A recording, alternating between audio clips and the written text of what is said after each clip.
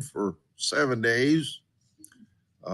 Obviously, we had to honor that hold from last week. So today is the day that we vote on this nominee. Now, we all know that Mr. Patel, like other nominees, undergo rigorous vetting. He's no exception. Before his hearing, he produced more than 1,000 pages of records, disclosed over 1,000 interviews.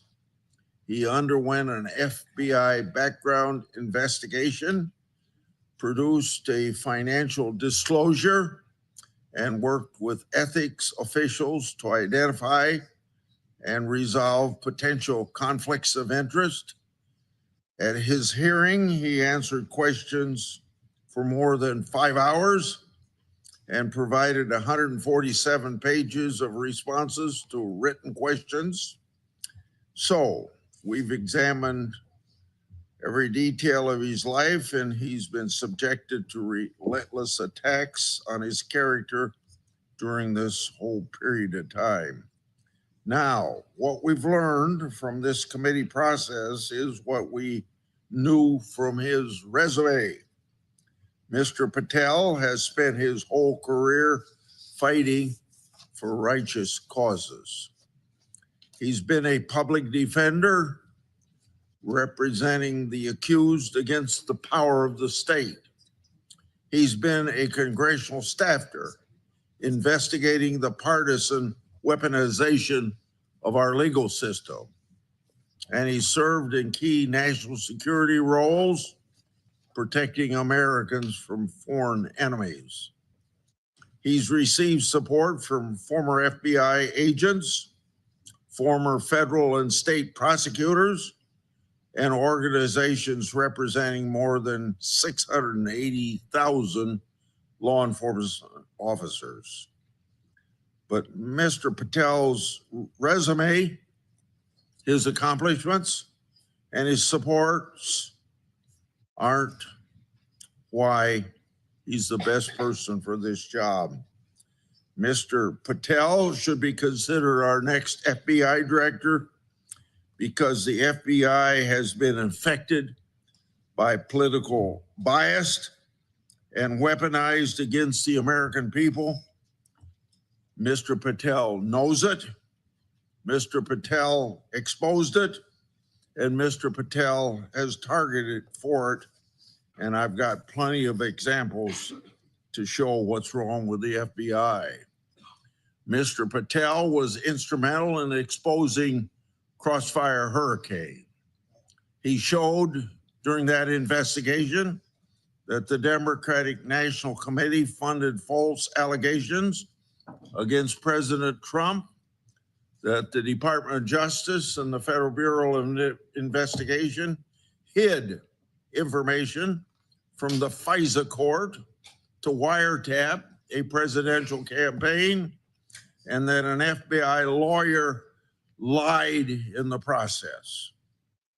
As reward for his efforts to uncover this truth, he was attacked by the media, and the Department of Justice secretly subpoenaed his records. Now, I and my staff know a thing or two about this kind of retaliation because my staff received similar treatment during our investigation. Sadly, as I've said at Mr. Patel's hearing, Crossfire Hurricane is but one example of recent FBI misconduct. The FBI targeted traditional Catholic families and concerns of parents for political reasons. The FBI coordinated with social media platforms to suppress the Hunter Biden laptop scandal. The FBI conducted an unprecedented raid on President Trump's home in an act of partisan lawfare. In just the last few days, we've heard unconfirmed reports that someone at the FBI may have illegally leaked information about upcoming ICE raids, putting the lives of ICE agents at risk. If true, the betrayal can't be overstated. The FBI has fallen into really old habits and is long overdue for massive reform. Mr. Patel is the man to do it, and that's why he's being attacked so viciously right now. Before we even had a hearing, committee members called Mr. Patel by these adjectives: dishonest, untrustworthy, lacking in character, a wolf at the door, a conspiracy theorist, a staunch political loyalist, and lastly, a nightmare. Since his nomination was announced, committee Democrats have sent at least 11 letters to 11 different agencies and parties demanding records and urging investigation into Mr. Patel. Each letter breathlessly accuses Mr. Patel of something new, often citing quote unquote highly credible anonymous sources that don't fit the facts. Some accused him of not following hostage rescue protocol. Others suggested he is secretly directing FBI personnel decisions. And some accused him of promoting conspiracy theories. The purpose of this campaign is quite obvious. Throw everything at the wall and hope something sticks. I'm not falling for it, and I don't believe the American people will likewise. These attacks are unfair, this harassment unwarranted. They show that Mr. Patel won't receive fair consideration from the opposition, and they're directed at a nominee who served his country during both Democratic and Republican administrations. I expect we'll hear more unfair attacks and character smears today, but I'd like to point out a few egregious ones that we've already heard. One of my colleagues suggested that Mr. Patel called the police officers that protected the Capitol on January 6th cowards in uniform, end of quote, or quote unquote. Now, this is completely false. Anyone can listen to this same interview that he gave to hear what he actually said. He said, senior Pentagon leadership who failed to mobilize the National Guard were quote unquote cowards in uniform. His comments had absolutely nothing to do with the people in blue. Mr. Patel has also been accused of mismanaging hostage rescue missions, particularly one in Africa.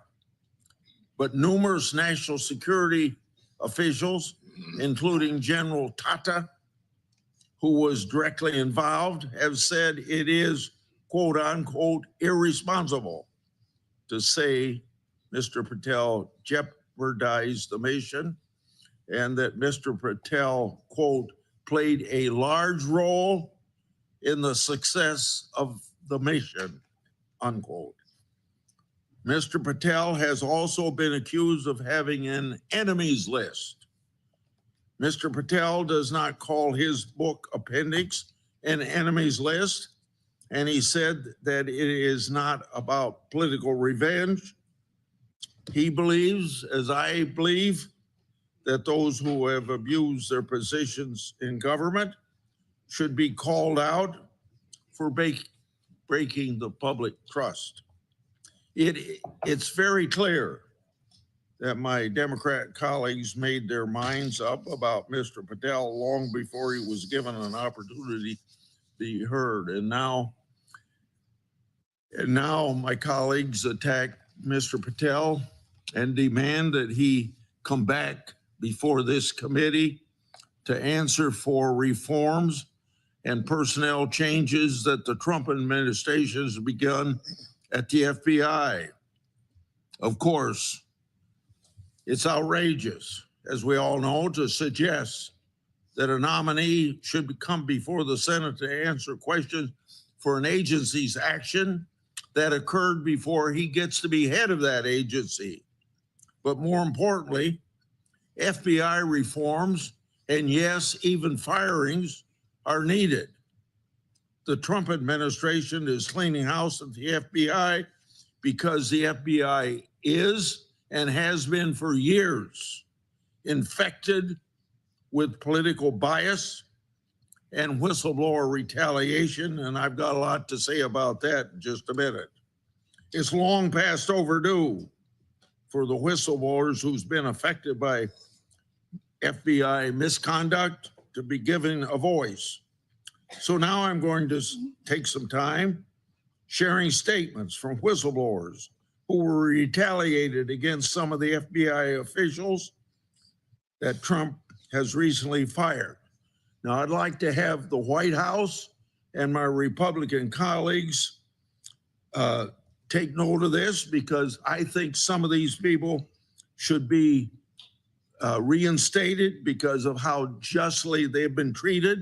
And like you've heard me so many times say, whistleblowers are treated like a skunk at a picnic.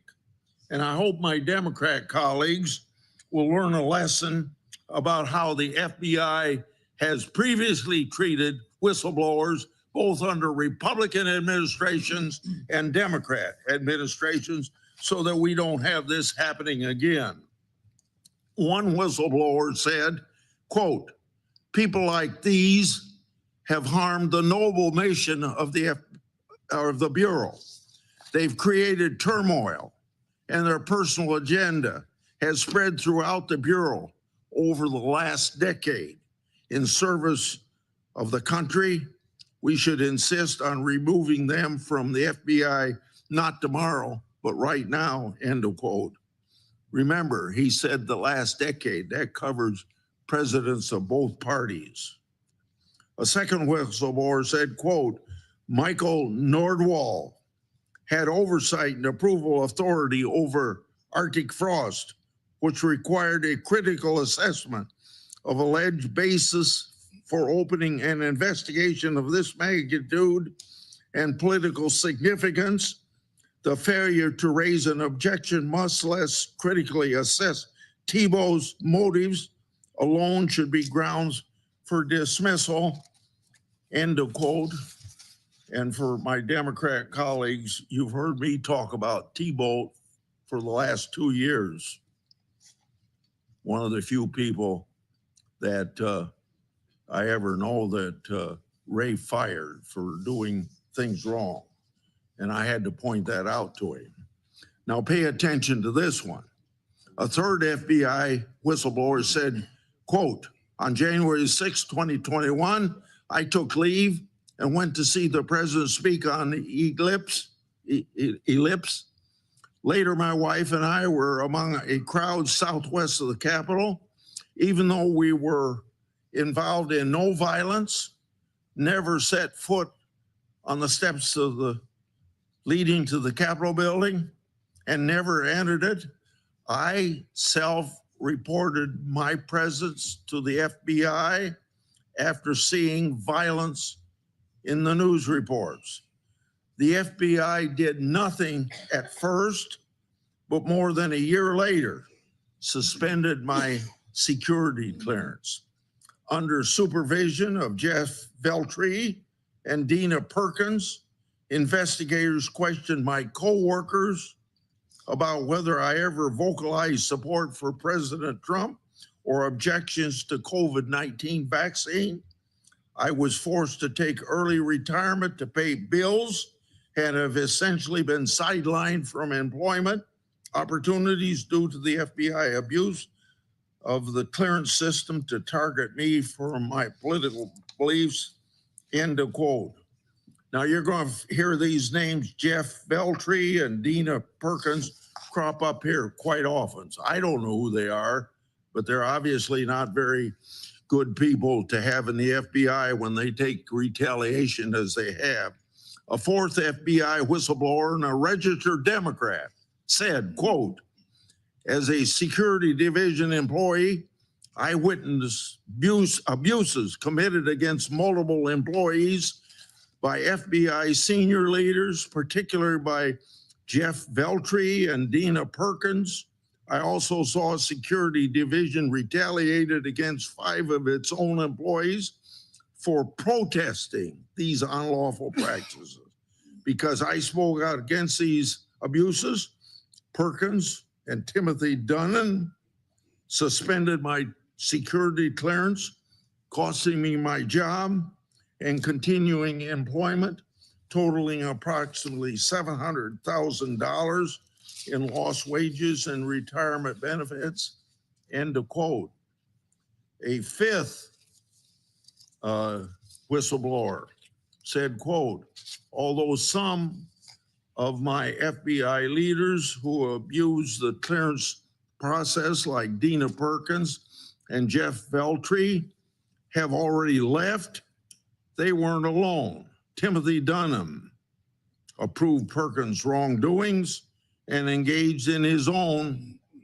While most security division employees are fantastic, some FBI leaders still remain within the security and integrity and investigation section who will continue this abuse of the process.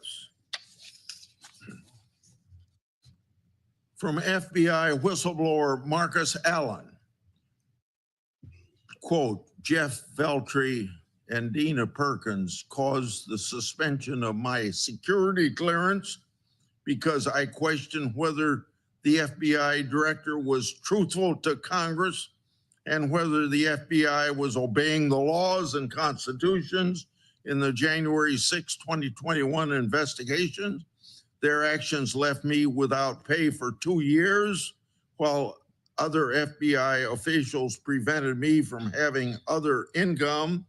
Although the FBI ultimately reinstated my clearance and settled my lawsuit, my career at the FBI was over, and the financial and emotional damage to me and my family will never be completely restored. Why should you have to hire a lawyer and sue just because you use your constitutional right of free speech? Another FBI whistleblower said, quote, after I was assigned to review Marcus Allen's security clearance case, I noticed the file was missing relatively. I'm going to start this quote over.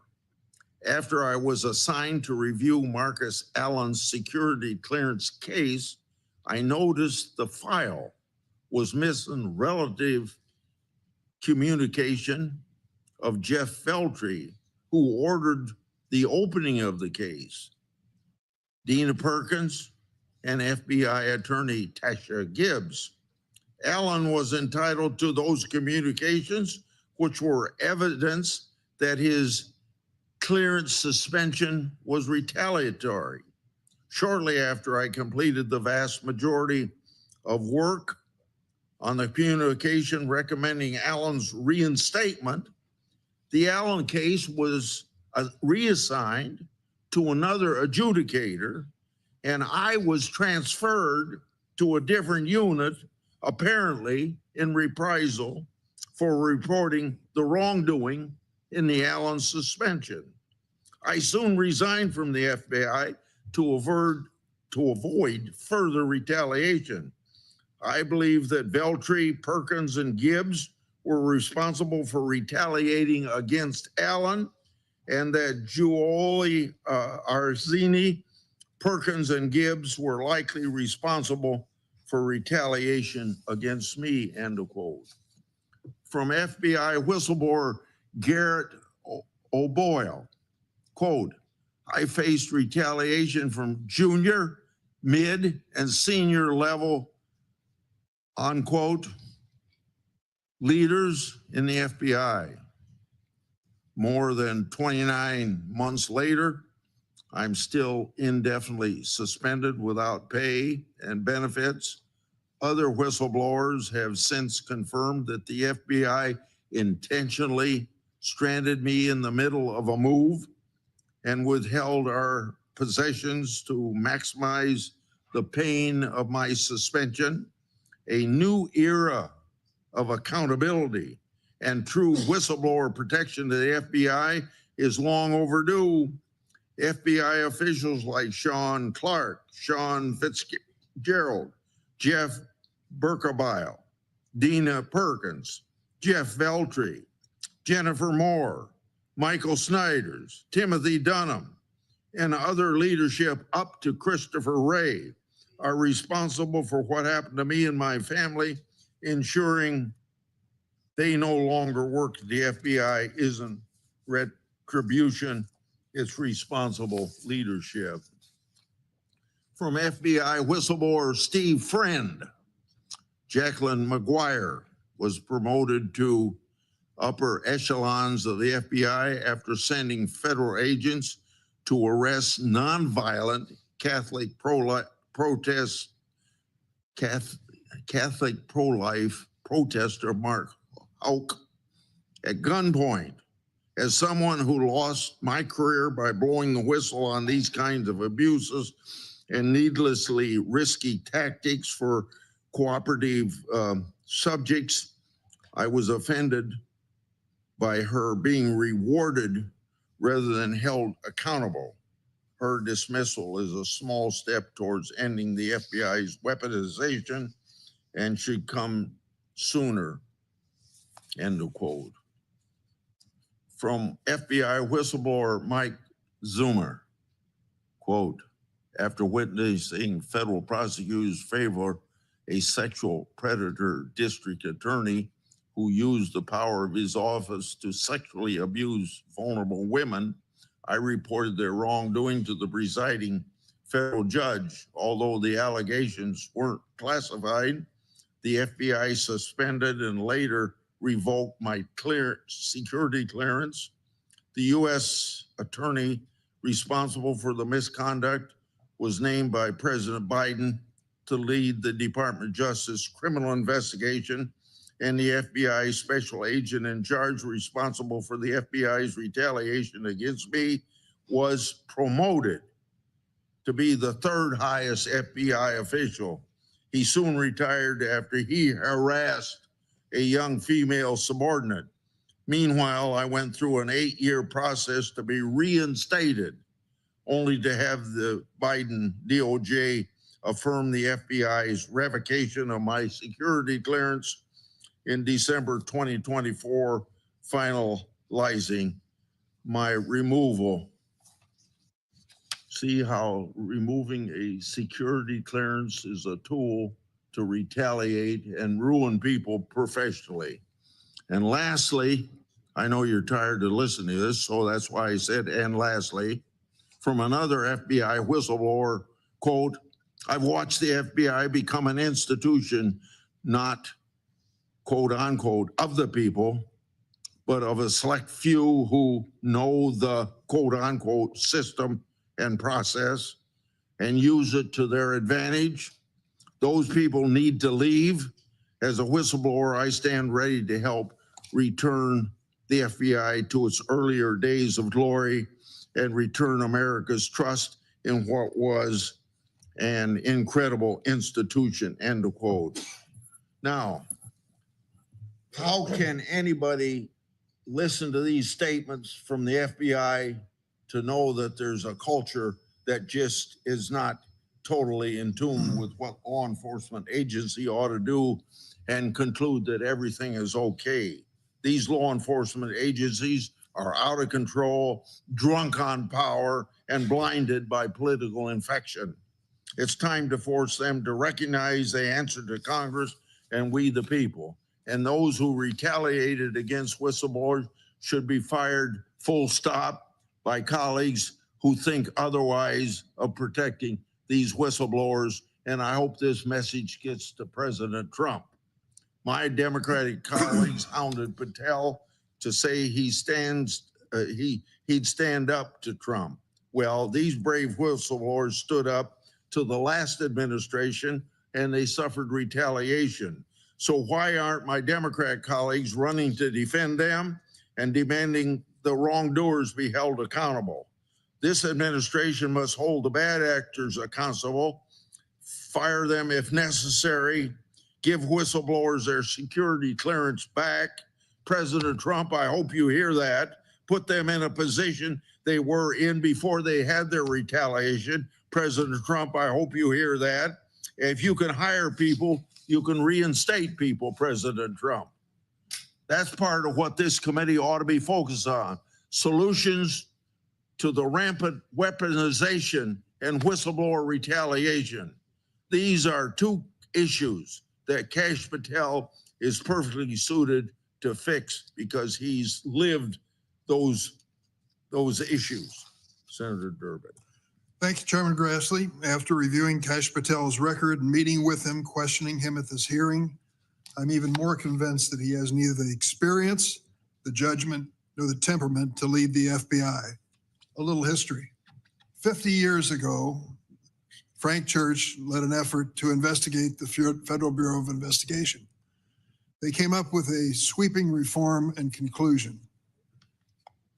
Congress passed a law limiting the FBI director to a single term of 10 years, subjecting the appointment to the advice and consent of the Senate. These actions were taken specifically to ensure that FBI director remains apolitical and is shielded from outside influence, and that no FBI director amasses the kind of power that J. Edgar Hoover, the founder of the FBI, exercised when he had wiretaps on Martin Luther King Jr. and other civil rights leaders and branded them as communists. For the last half century, this law has served its purpose. At Mr. Patel's hearing, one of my Republican colleagues suggested that consideration of an FBI director is a, quote, shirts and skins game, quote unquote. That is clearly incorrect if you look at the record. I've served on this committee for more than 20 years during the consideration of 4 FBI director nominations, Bob Mueller twice, Comey, and Wray before this one. Each of these directors was a Republican, and I voted for all of them. Some game of shirts and skins. What it boils down to is this agency should be above politics. What we've just heard from the chairman is an invitation for a political free-for-all if Kash Patel is chosen as the head of this FBI. I will not be surprised when my Republican colleagues again claim that the Democrats have weaponized the FBI, as we've already heard, despite the fact for the last 50 years, every single Senate-confirmed head of the FBI has been a Republican. Even former Chris Wray, former director, has been a frequent target of outrage. My Republican colleagues conveniently never mention that Director Wray is a lifelong Republican, nominated to the position by Republican President Donald Trump, and confirmed to the position, get this, with the unanimous support of Senate Republicans. Unanimous. As a reminder, President Biden kept Director Wray, a Republican appointed by President Trump, in that position. But because he did not do his bidding, President Trump forced Wray out and nominated Mr. Patel, an inexperienced loyalist to the Trump administration. It turns out that Mr. Patel is already seeking retribution on behalf of President Trump, despite his status as a private citizen. As I revealed earlier this week, multiple whistleblowers have disclosed to my staff highly credible information indicating that Mr. Patel, a civilian, is personally directing the ongoing purge of senior law enforcement officials at the FBI. The ramifications of these terminations are dangerous and they go beyond Mr. Patel's fitness for office. This purge has greatly weakened the FBI's ability to protect the country from national security threats and made America less safe. This week, I invited the head of the organization that represents FBI agents come to my office and talk to me about the morale at the FBI. Two women came and visited with me. Both of them had served as FBI agents for long periods of time, one for 22 years and another for 17 years, and they both were proud to tell me their fathers were FBI agents before them. They said to me they have never seen this kind of thing happen in the transition of one president to another when it comes to the FBI. There is only one person nominally and officially who is political at the FBI, the director. All the others are professional and career employees. One political person. But now there's been a request from this administration, for example, to produce the names of all of the agents and staff at the FBI who worked on the January 6th insurrection mob that assaulted the Capitol. Think about that for a second. 38,000 employees at the FBI. How many do you think worked on that case? 5,000 names. 5,000 names they want to disclose. It's understandable that these FBI agents are worried. They realize that the people who were engaged in that mob action on the Capitol, many of them were dangerous people, despite the full pardon given to them by Donald Trump. Let me tell you about one of them, just to give you an example. And if you question whether the FBI agents should be reluctant to have their identities and the identities of their families made public, his name was Guy Reffitt. He was the first defendant to stand trial on charges related to January 6th. Sentenced to 87 months in prison for bringing a firearm into the Capitol that day. Reffitt's 19-year-old son, Jackson, turned him into law enforcement after the attack. Jackson also indicated that Reffitt had threatened to shoot him personally and his sister Peyton if they reported him to authorities. After receiving a pardon from President Trump, Reffitt attended Kash Patel's Senate Judiciary Committee meeting in this room. He posted on social media the following, and I quote, "Present and in support of Kash Patel, as the leftist commies continue to spew lies, misinformation and disinformation, my man, clean house Kash." We are inviting a political disaster if we put Kash Patel into this job. Can you imagine having worked for the FBI all your life, taking an oath that you're ready to give your life in defense of this country, be involved in all of the assignments that you were assigned to, and then comes a new president, Donald Trump, and wants to see the names of whether you were one of the people who was involved in the January 6th investigation, the largest criminal investigation in the history of the United States. I think this is outrageous. If we have respect for these agents, show it. To invite this political warfare that's been described already this morning is to the detriment of the men and women who are risking their lives for us in this agency. We have a list here of 6 executive assistant directors who have been purged already from the FBI. I asked the FBI agents, has this ever happened before with a new president? No, never happened before. These are top FBI officials who oversaw the FBI's work combating international and domestic terrorism, cybercrime, drug trafficking, and violent crime. In the FBI's long history, this has never happened before. Keep in mind, one political appointee, the director, all others career. The leaders who've been forced out are all career FBI officials who've worked their way up in the ranks and have decades of experience. And that's only the beginning. Acting Director, Deputy Attorney General Emil Bove, apparently acting at Mr. Patel's direction, has asked for a list of FBI personnel who worked on any matters relating to the January 6th attack on the U.S. Capitol. He is the transition leader, or was a transition leader for the Trump administration. Meanwhile, 1,600, including one of the individuals I just described to you, January 6 defendants who were given blanket pardon by Trump are on the loose. Think about that. A man who brought the gun into the Capitol, 87-month sentence, blanket pardon by Donald Trump, And now they wanted full disclosure of the names of the FBI agents who were involved in this case. It is outrageous that these sworn FBI agents, who were simply doing the jobs assigned to them, now fear for their livelihoods and their safety and the safety of their families. It is unacceptable for a nominee with no role in government to personally direct the unjustified, potentially illegal firing of dedicated, nonpartisan FBI officials. And if these allegations are true, Mr. Patel has come dangerously close to perjury before this Senate Judiciary Committee. Why do I say that? During the hearing, when he was asked about possible terminations of the FBI by Senator Booker, Mr. Patel said, "I don't know what's going on right now over there." Mr. Patel seems to be unable to wait for Senate confirmation to carry out his plan of retribution on behalf of President Trump.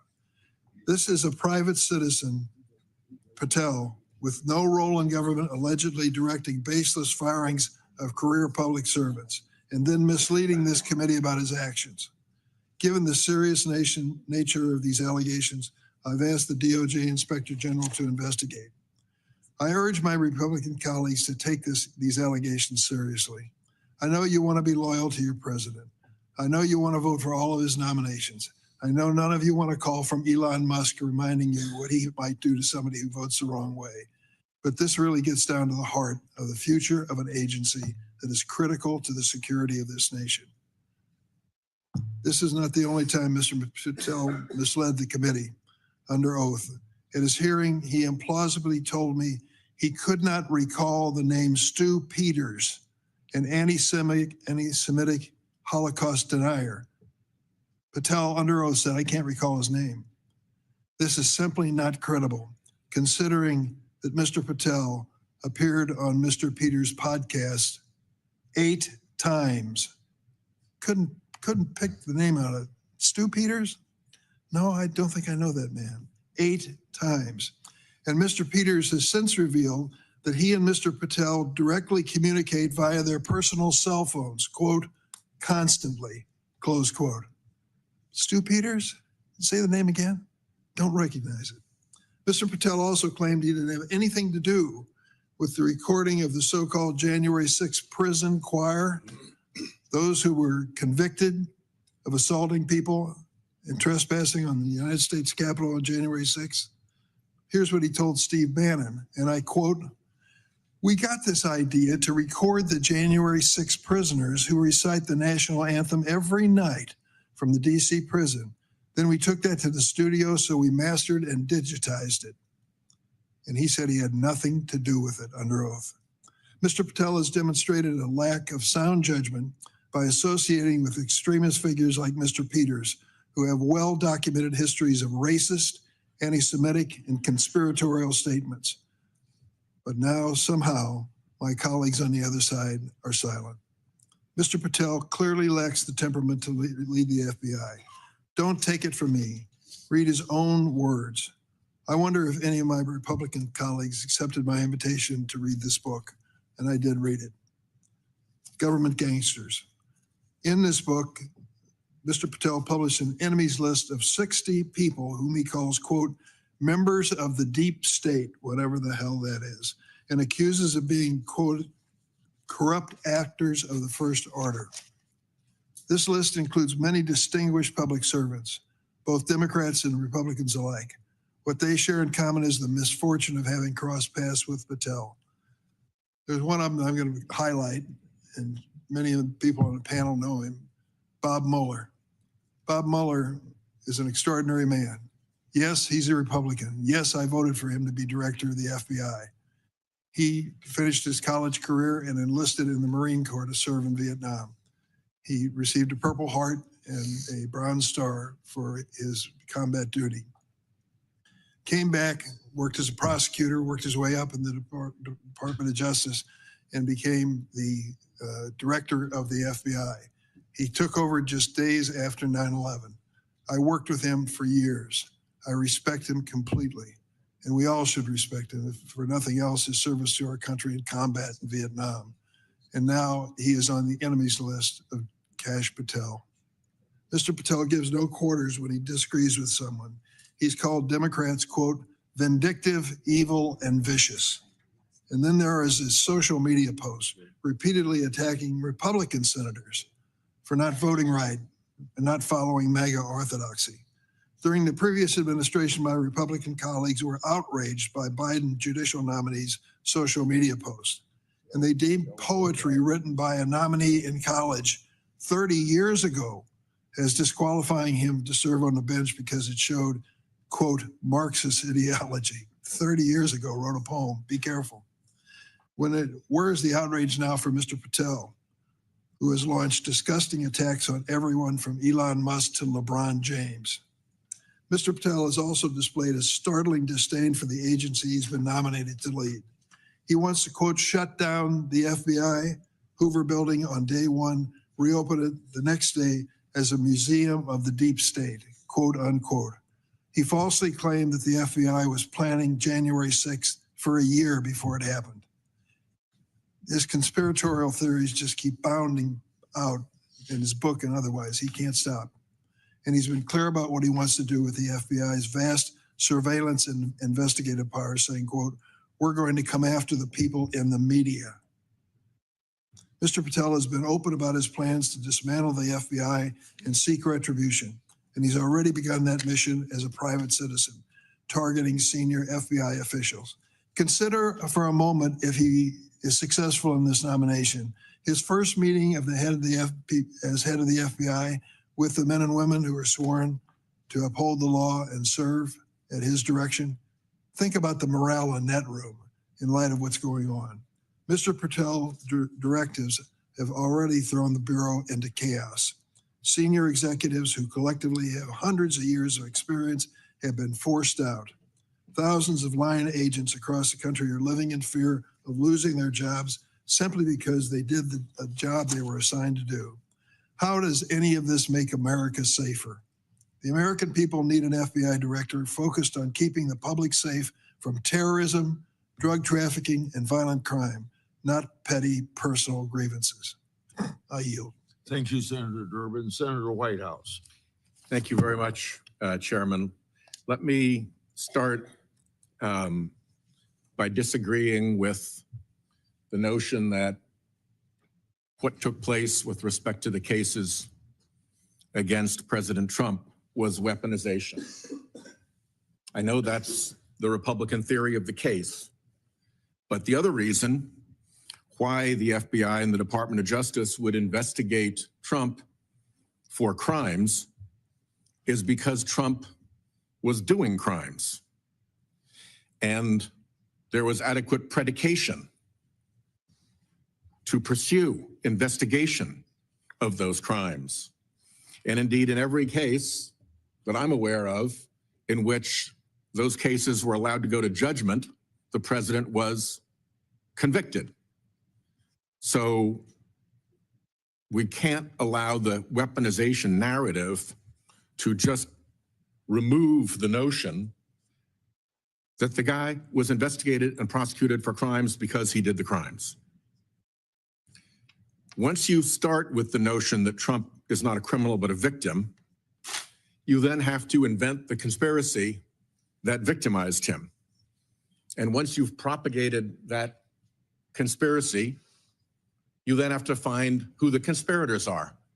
So then you have to go after FBI agents and DOJ folks in order to prop up that theory. The way that ended in Soviet Russia was with show trials of the individuals who were allegedly in the conspiracy. The way that ends in Trump's America is with agents and prosecutors forced out in mass purges that may well, as the Ranking Member Durbin has pointed out, been driven by Kash Patel as a private citizen. So starting with that point, there are three reasons why Kash Patel is extremely dangerous. One is all of his wild MAGA behavior. This is a guy whose judgment is beyond questionable. It's appallingly bad. We have a lot of quarrel about whether his enemies list is an enemies list. and whether we're smearing the guy by saying that his enemies list is an enemies list, here's what he said about it. He showed his enemies list and said, the manhunt starts tomorrow. If they're not your enemies, why would you start a manhunt against them? He called them the criminals themselves and showed a picture of his enemies list. If criminals aren't your enemies, as head of the FBI, who are? He retweeted a video showing him chainsawing the heads off of people on his enemies list. If you're chainsawing the heads off of people, are they not your enemies? So the invention that this is not an enemies list requires people to go into just fantasy land. And these are his own statements. These aren't our accusations. These are Patel's own words. Going after people in the media, impeaching judges who disagree with us, shutting down the FBI Hoover building, on and on and on. This guy is a flagrant extremist with appallingly bad judgment. Second point, we don't know enough about this mischief yet. There are real open questions. We've never in this committee had a person come for a serious senior law enforcement position who had testified in a grand jury criminal matter, and we don't know what he testified about. He's entitled to tell us. That's basic grand jury rule 6E law. But this side of the committee is completely covering that up. We have absolutely no statement from Patel about what his grand jury testimony was. And he's at liberty to give that to us. He just won't. And Republicans won't tell him to. So he gets away with it. He pled the fifth. You don't get to plead the fifth without a real and genuine concern that you can be prosecuted for a crime. What crime? We're entitled to know. We've never had somebody come through this committee for a high senior law enforcement position who had pled the fifth. He's got the right to do that, of course. We've got the right to know. And by the way, when he exercises the right to do that in a civil proceeding, that entitles the jury to draw the adverse inference that what he is covering up in the civil proceeding with his Fifth Amendment assertion is against his interests. A judge will instruct a jury about that adverse interest, and we're not supposed to draw an adverse interest in this committee when we're not told about his Fifth Amendment assertion. There's all this weird stuff that's come up since about investments in Chinese companies in the Cayman Islands vesting while he will be FBI director. If the guy is supposed to be investigating Chinese intrusion into our intelligence faculties, if we're trying to investigate Chinese fentanyl trafficking into our country, why do we want an FBI director who is somewhere between $1 and $5 million into a Chinese company through a Cayman Islands shell? And then there are the Russia connections. I'll get to those at the end. We don't have to, where everybody's fond of saying these are Democratic smears. Actually, go to the Trump appointees who worked with this guy. What are they warning us? They're warning us, Trump National Security Advisor John Bolton. I didn't think he was qualified. I was forced to hire him. That's some recommendation from a colleague. His deputy, Charles Kupperman. Patel's ideas are ludicrous. He's absolutely unqualified for this job, untrustworthy, an absolute disgrace to even consider an individual of this nature. Definitely you want that on your resume by way of a recommendation from a former supervisor. Attorney General Barr said Patel has virtually no experience that would qualify him to be the deputy director of the FBI. And now he's back as the director of the FBI. And Trump's CIA director, Gina Haspel, threatened to resign rather than allow this guy into her office as her deputy. And if you go beyond the Trump appointees who are warning us about this guy, you can go to the last time he testified in court, which was in Colorado. And here's what the court found about him. That Patel was not a credible witness, that his testimony was illogical, and it was completely devoid of any evidence in the record. Okay, I've been an attorney general and I've been a United States attorney, and I've put state police troopers on the stand, and I've put FBI agents on the stand. If at the end of a case, a judge made findings like this about a law enforcement witness that I put on the stand, there would be follow-up. I would want an explanation of why this witness was so incredible that findings like that were made by the judge. It would be a significant issue with respect to that witness's continued performance in office. And here's a guy who's been found to be completely incredible by a judge in his testimony, and we're acting as if that's nothing. That's not Democrats. That's a judge in Colorado. So the last thing I'll say is, I think we need to begin to prepare ourselves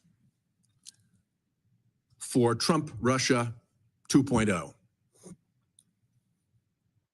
The Trump-Russia thing was, I'm not going to go back all over it, fully ventilated in the Senate Bipartisan Intelligence Report, in the Mueller report.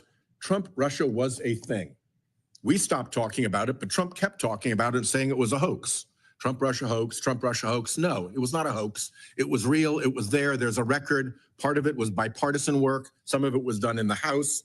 There was an abundance of evidence about the Trump-Russia connection. And now what are we seeing? We're seeing Patel coming in, who says he wants to wreck the FBI's what he called intel shop, which is the part of the FBI that looks at Russia and does counterintelligence work against Russia. He said that he wants to close out the DC office and send everybody out into the field. Well, it's the DC office, not the field offices, that do the counterintelligence work. You want to shut it down? You're opening your arms to Russian intelligence operations. You go just across to the Attorney General's office, and there's Attorney General Bondi. What's the first thing she does when she gets in? Closes all the kleptocrature and kleptocracy investigation offices of the Department of Justice. Gee, who were they pursuing? Putin and his oligarchs. You shut down the group that has successfully grabbed assets off Putin's crooked oligarchs. What a signal that is. And then look at Tulsi Gabbard. I'm not going to go through the whole length of her Russia associations, but let's just say that a Russian news media editorial said that her appointment should cause the CIA and the FBI to tremble because she was a friend to Russia. Who defends us against Russian intelligence operations and Russia's criminal operations in the United States? It's the FBI, it's the Department of Justice, and it's our intelligence community. The people in charge of each one have sent powerful signals that they are shutting down our defenses when it comes to Russia. And we're about to head to the Munich Security Conference, where we are seeing Mr. Art of the Deal and his operatives giving away every piece of leverage that we have over Putin with respect to Ukraine. It is unilateral disarmament to throw Ukraine under the bus and give Putin what he wants. So mark my words. This Patel guy will come back to haunt you. Every piece of evidence shows that, and it is not Democrat evidence. It's his own words, it's his own colleagues, and it's judges evaluating his credibility. And Trump-Russia is going to come roaring back if it's not already back. We should be on our guard about this nominee, and we should be on our guard about Trump-Russia. Thank you, Chairman. Senator Klobuchar. Thank you very much, Mr. Chairman. I oppose the confirmation of Kash Patel to serve as the next director of the FBI. The director of the FBI leads our nation's most important law enforcement agency, made up of more than 38,000 employees. I have tremendous respect for the men and women of the FBI. They take on violent crime. They get fentanyl off our streets. In our state, they have investigated incredibly complex matters, including a case a few years back that was the biggest white-collar case outside of Madoff for years. They have done such a good job, and we are proud of them. I have supported FBI directors under Republican presidents, including President Trump's last nominee and Democratic presidents. The nonpartisan career public servants at the FBI risk their lives to keep us safe. Their motto, FBI, fidelity, bravery, and integrity. And they deserve a director who respects the work that they do and who embodies the core values of the FBI. That, unfortunately, is not Kash Patel. Let's start with fidelity. A director's loyalty to the American people, the Constitution, and the rule of law is paramount. But Mr. Patel made it abundantly clear that he is loyal to the president, and that is his calls for retribution. When you look back at Mr. Patel's writings, at his interviews, at what he has done in his life, that his focus is the loyalty to the president and not to the people of this country. Mr. Patel has threatened the president's critics. As he said, I quote his words, not just in the government, but in the media, end quote. On one podcast in December 2023, he said, and I quote, "We're going to come after you, whether it's criminally or civilly." On a podcast just last August, I know sometimes our colleagues, we have writings or we have interviews of people that are 10, 15 years ago. These are all recent. Just this August, he said, when Trump wins in 2024 and is in power in 2025, we can prosecute them, referring to Justice Department officials. And when I asked him about it in my written questions, he replied about that comment. He replied that, quote, he made those comments in a television interview, not in a court of law or before the committee, as if the venue minimizes the threat. And in fact, at his hearing before this committee, he had opportunity to walk back that threat and others. He chose not to. Nor did he try to explain his so-called deep state list of former government officials, including many Republicans who served in the last Trump administration, including Attorney General Barr, who Republicans on this committee have repeatedly commended for his service. But he is on, Barr is on, Kash Patel's deep state list. He also criticized former CIA Director Gina Haspel, numerous elected officials, including the former head of Veterans Affairs, Dennis McDonough. I remind our colleagues on the other side of the aisle that Bill Barr said about Patel this: Patel has virtually no experience that would qualify him to serve at the highest level of the world's preeminent law enforcement agency. And his appointment to the FBI, he said a few years back when Patel was being considered for another job in the FBI, his appointment to the FBI would only happen, Barr's words, over his dead body. Then CIA Director Gina Haspel also threatened to resign to stop Patel from being her deputy. These and many others who have criticized him over time are people who have served our country. I didn't always agree with some of them. Some are Democrats, some are Republicans, but they have repeatedly said the same thing, that he should not be running the FBI. And we know what Mr. Patel wants to do with the people on that list because he already told us on another podcast episode. He said the people on his list need to go to prison. That is a shocking statement from someone who may be the next head of the FBI. And it's not just government officials, but the press as well. As you know, Mr. Chairman, I care deeply about an independent press and the First Amendment. Mr. Patel, though, has referred to the media as, quote, the most powerful enemy the United States has ever seen. He didn't even say that one on a podcast. He said it in a speech at the Conservative Political Action Conference on February 23rd, 2024. Think about that. He is saying that the press, with many here standing up for the First Amendment, he's saying the press is the most powerful enemy the United States has ever had. Not China, not Russia, not Iran, not terrorists, but he says the most powerful enemy is the press. And I would ask my colleagues how they can justify voting for this man who would say such a thing as the director of the FBI that constantly deals with domestic threats that come from afar and come from people who are, in fact, affiliated with terrorist groups in these countries. How do we know Mr. Patel will carry out the revenge agenda? Well, it is already occurring. At his hearing, Mr. Patel did say, quote, all FBI employees will be protected against political retribution. And yet mere hours after those remarks, the administration forced out 8 of the Bureau's most senior career public servants who serve in nonpartisan roles. One day later, an email was sent to FBI employees requesting a list of everyone who had worked on January 6 cases to determine whether any additional personnel actions are necessary. That's their quote. Think about this. Thousands of agents, maybe people who had just joined the FBI, are asked to work on a case. It happens all the time. Anyone in a workplace knows what I am talking about.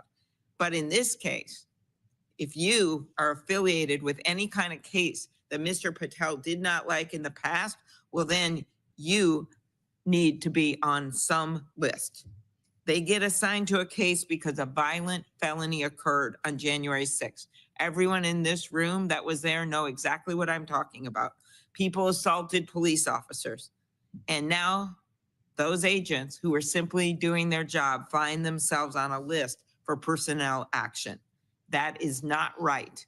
That will not make Americans safe, and that will destroy the Federal Bureau of Investigation. This isn't fidelity to the Constitution. This isn't fidelity to the rule of law and impartial law enforcement. It is an affront to it. That's fidelity. Second, bravery. Let's talk about bravery. Now, we all know that Capitol Police showed bravery far and above the call of duty on January 6, 2021. Every one of the members of this committee have talked about the fact that the police officers protected us and were brave. But rather than recognize the officers' bravery, Mr. Patel accused those who testified, officers, on January 6th of lying. When asked if Capitol Police officers told the truth in the January 6th committee hearings, Mr. Patel said, and I quote, no, and lying under oath is a federal offense and they should be investigated for it. Yet he claimed at his hearing that this wasn't accurate. We have it on tape. It's literally on YouTube on the Joe Pack Show, 5/29/2024 at minute 257. You know who else exemplifies bravery? The men and women at the FBI who every day put their lives on the line and keep us safe. What does Kash Patel think of these public servants? He wrote that, again, I quote, the FBI has become so thoroughly compromised that it will remain a threat to the people unless drastic measures are taken, end quote. He has called the men and women who keep us safe, quote, utterly corrupt, and called for a, quote, comprehensive housekeeping, end quote, of the FBI. That's from his book, page 73 and page 85. He also called for shutting down the FBI headquarters. And you know what happens at that headquarters. This is where they coordinate the investigations of complex cases, including terrorism and cybercrime. Happened on the Sean Ryan Show, 9/2/2024. What are the facts? Under Christopher Wray's leadership, who was a Trump appointee, the morale of the agents and personnel at the FBI has improved significantly. 3 times as many people are applying to the FBI under Christopher Wray's leadership and during his term than when he started. 3 times the number. How can you say there's some horrible corruption? People actually want to go work there. They want to be an FBI agent. They think that it is a job of public service, that is an honorable job.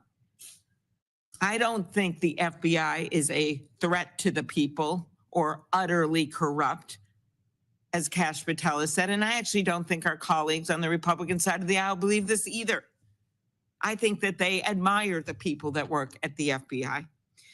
The men and women of the FBI show us every day what it means to embody bravery, and now we need to show them that we can be brave as well and tell the president no.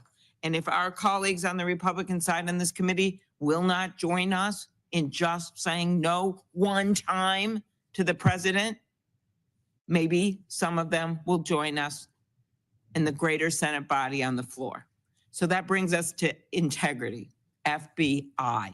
The FBI runs on facts. It runs on truth. Without truth, the whole system breaks down. And Mr. Patel in his hearing made abundantly clear why this nation should be so concerned about putting someone in this job for whom there is such a lack of trust.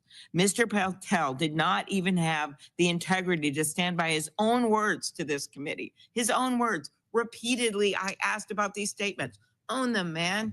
Just say, yeah, I said it. I believe that. I believe we should shut down the FBI headquarters. I believe they're all corrupt. These are things that he has said, not 10 years ago, not when he was a student, in the last year.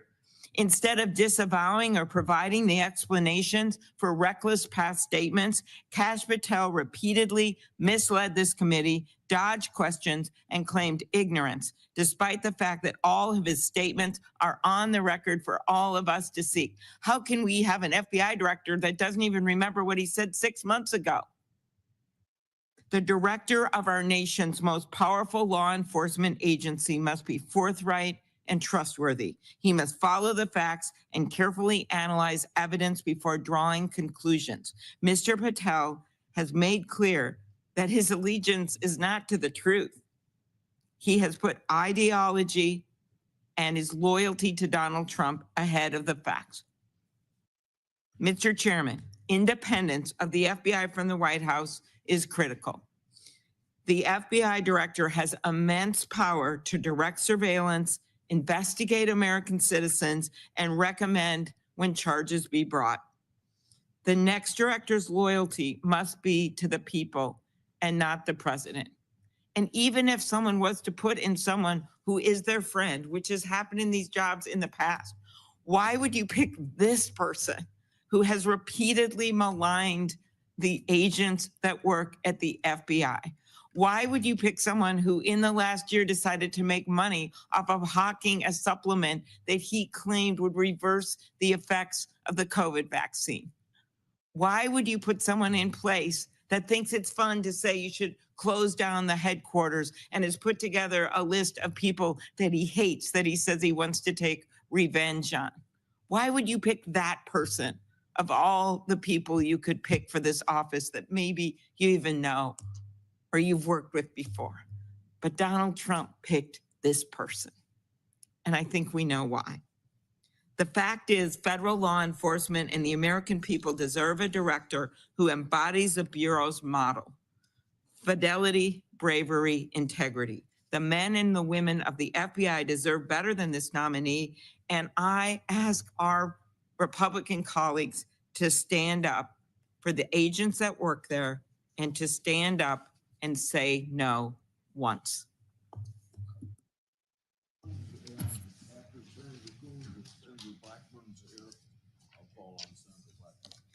Thank you, Mr. Chairman.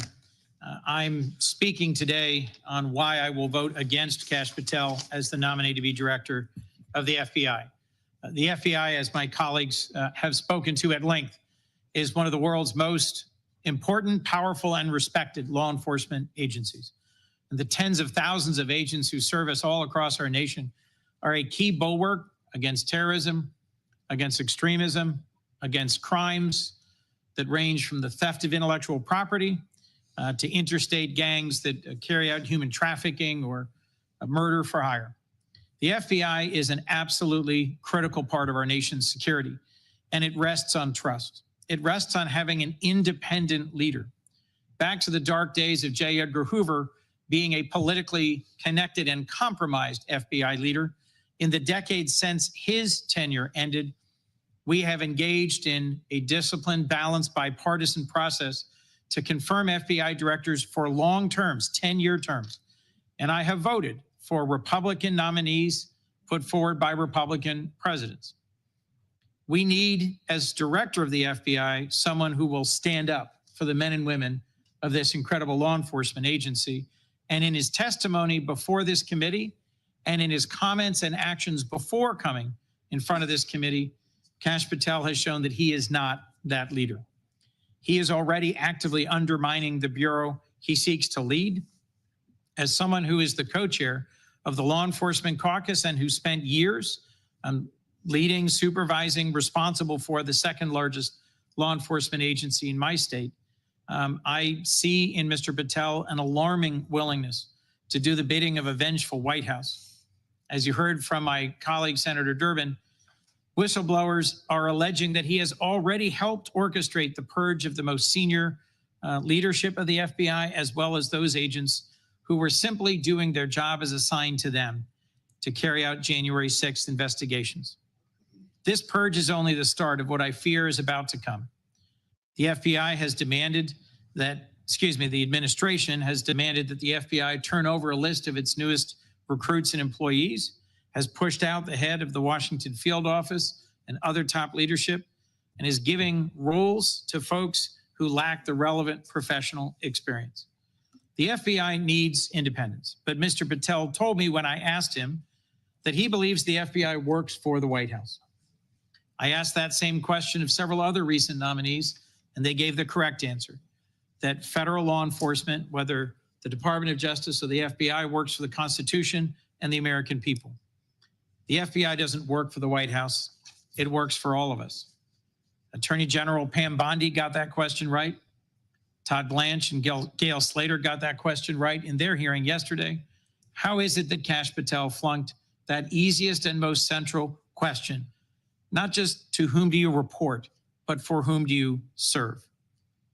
As I said, we've seen what a dark chapter can be when the FBI is led by someone who is politically connected and by whom he politically corrupts the goals and purpose of the FBI. And I fear that we are heading into one of those chapters again.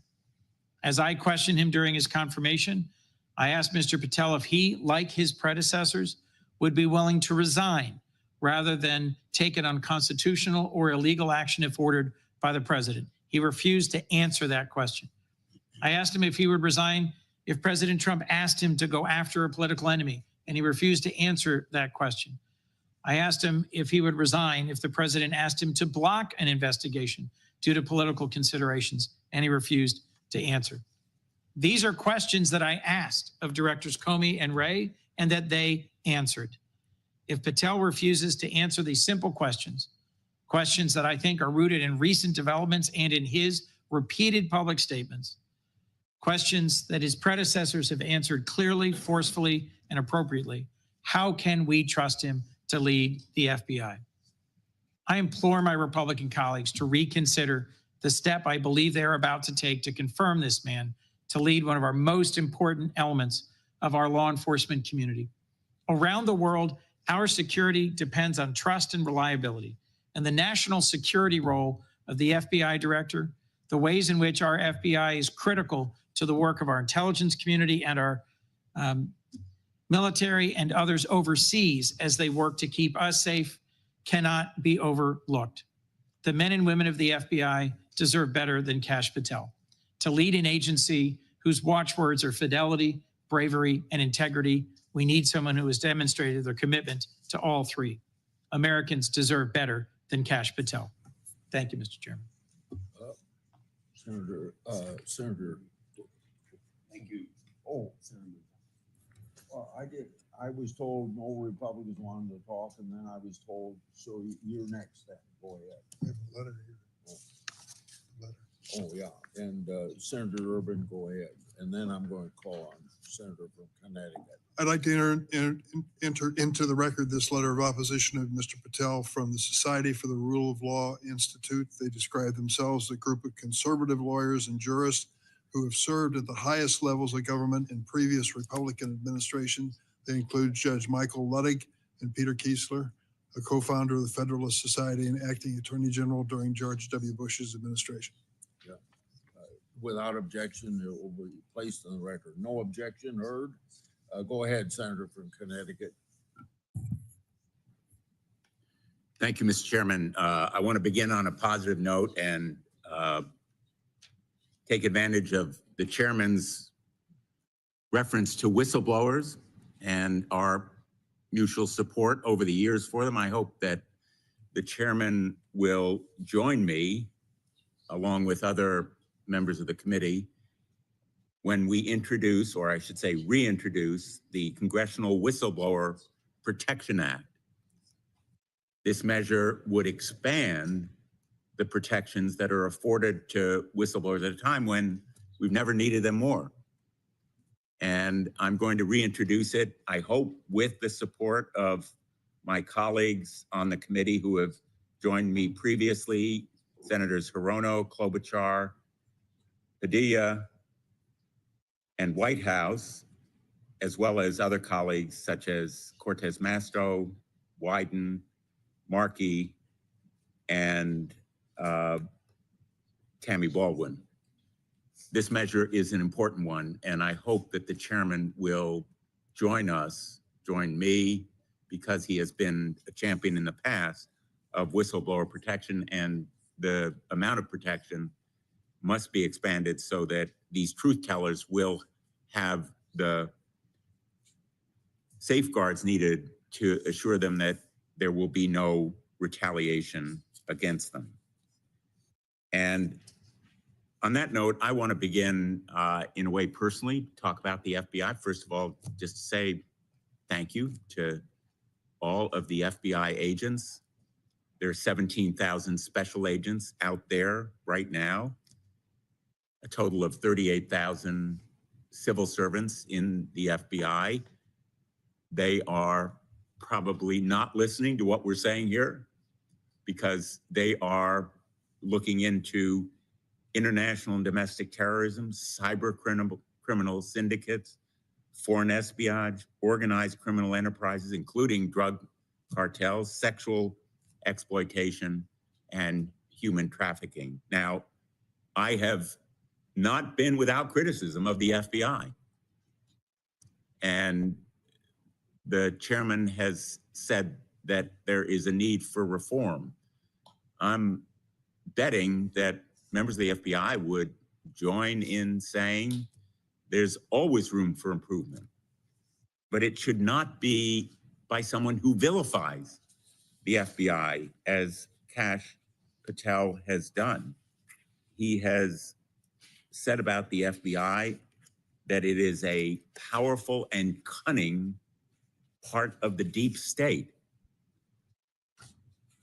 Someone who begins with that kind of antagonism and hostility to the FBI will not be able to engage in positive and constructive reform. I've worked with agents of the FBI since I was U.S. Attorney. And I'll never forget the agent who sat with me at counsel table as I tried my first criminal case, practically carrying me through the presentation of evidence and the rules of federal procedure, which he knew as well as I did. The FBI is a premier law enforcement institution for our country, and we should seek to enhance it and improve it, but not to slash and trash it, which is what Kash Patel seems to want to do. A lot has been mentioned about what Kash Patel refused to answer, but I want to go to what he very clearly did answer, which is he committed, in response to my question, that there would be no retribution against any FBI agent, that there would be no mass firing, and no purging of leadership. And now we have reliable information from whistleblowers submitted in a letter by Senator Durbin to the chairman that, in fact, he has been covertly and personally directing a purge of senior leadership and other non-political agents simply because they were assigned to investigate criminal wrongdoing,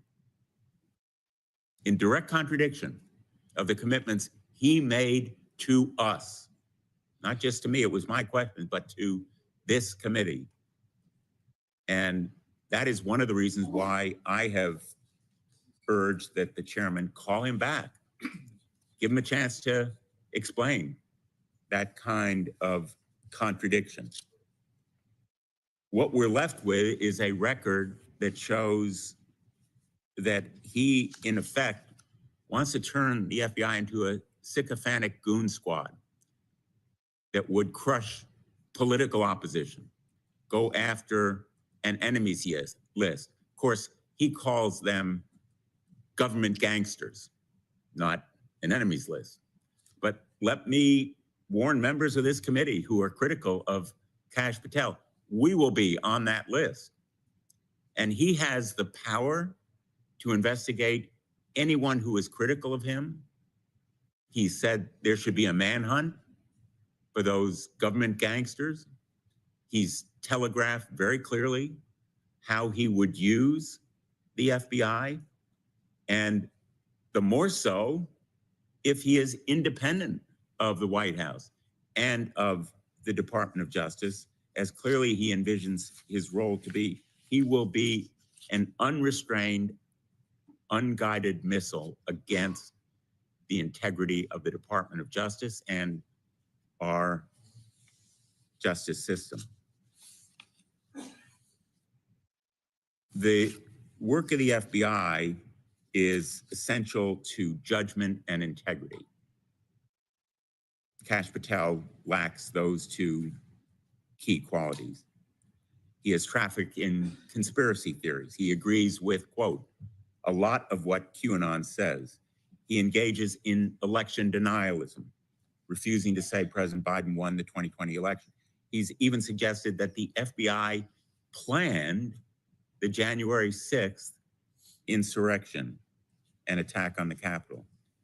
He has glorified the January 6th rioters, calling them political prisoners, even the rioters who attacked Capitol Police.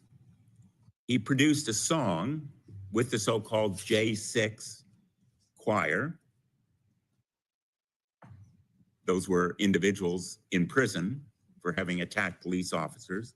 He tried to deny that he had produced the song at his nomination hearing in response to my question, saying, quote, I didn't have anything to do with the recording, end quote. But in response to my questions for the record, he acknowledged that he is one of the producers of the song. He couldn't have denied it because he boasted about it on a podcast. How could he have nothing to do with the recording if he's one of the producers? Let's just be very direct. He was less than truthful to this committee about his role because he knew that his actions amplifying and glorifying the cause of violent criminals who attack police would be an embarrassing obstacle to his confirmation. Only one of the ways that he experienced a confirmation conversion. And looking at the members of that J6 choir, you can well understand why he wanted to disavow any connection with them.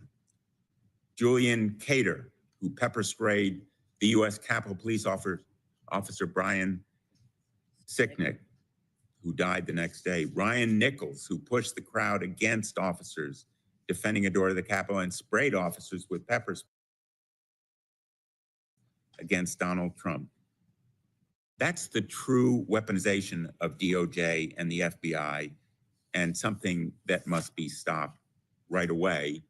And now is the time to do it with this nomination, to stop retribution and revenge in the Department of Justice as a priority and a modus operandi, and to send a message that it won't be tolerated. Kash Patel is out for himself, even if it means putting other people's lives in danger. Whistleblowers have said that Kash Patel broke protocol during a hostage rescue mission, leaking details to the press before the hostages were safe in American custody. And during a different hostage rescue mission, former Defense Secretary Mark Esper and said Kash Patel lied about receiving permission from the Nigerian government to enter their airspace. This kind of carelessness could have caused those Navy SEAL hostage rescuers to be shot down. He is not to be trusted with the nation's most important secrets or with the most important law enforcement agency of our nation. Kash Patel pled the Fifth in a case about Donald Trump's handling of classified documents. He's entitled to plead the Fifth Amendment. He eventually testified after prosecutors granted him limited immunity. He's not entitled to deny us the truth of what he told the grand jury as a part of this confirmation proceeding. He had the ability, legal and physical, to tell us what he told the grand jury. We all know, all of us who have prosecuted, that grand jury witnesses are told, you can talk about it if you wish. Sometimes they're discouraged from talking about their testimony, but they have the legal right to do so. He had the legal right to tell us about his testimony, but he refused to do it. And he aided us only marginally in seeking that grand jury testimony, which I still feel we need to see, along with the second volume of the Jack Smith report. I want to close by saying that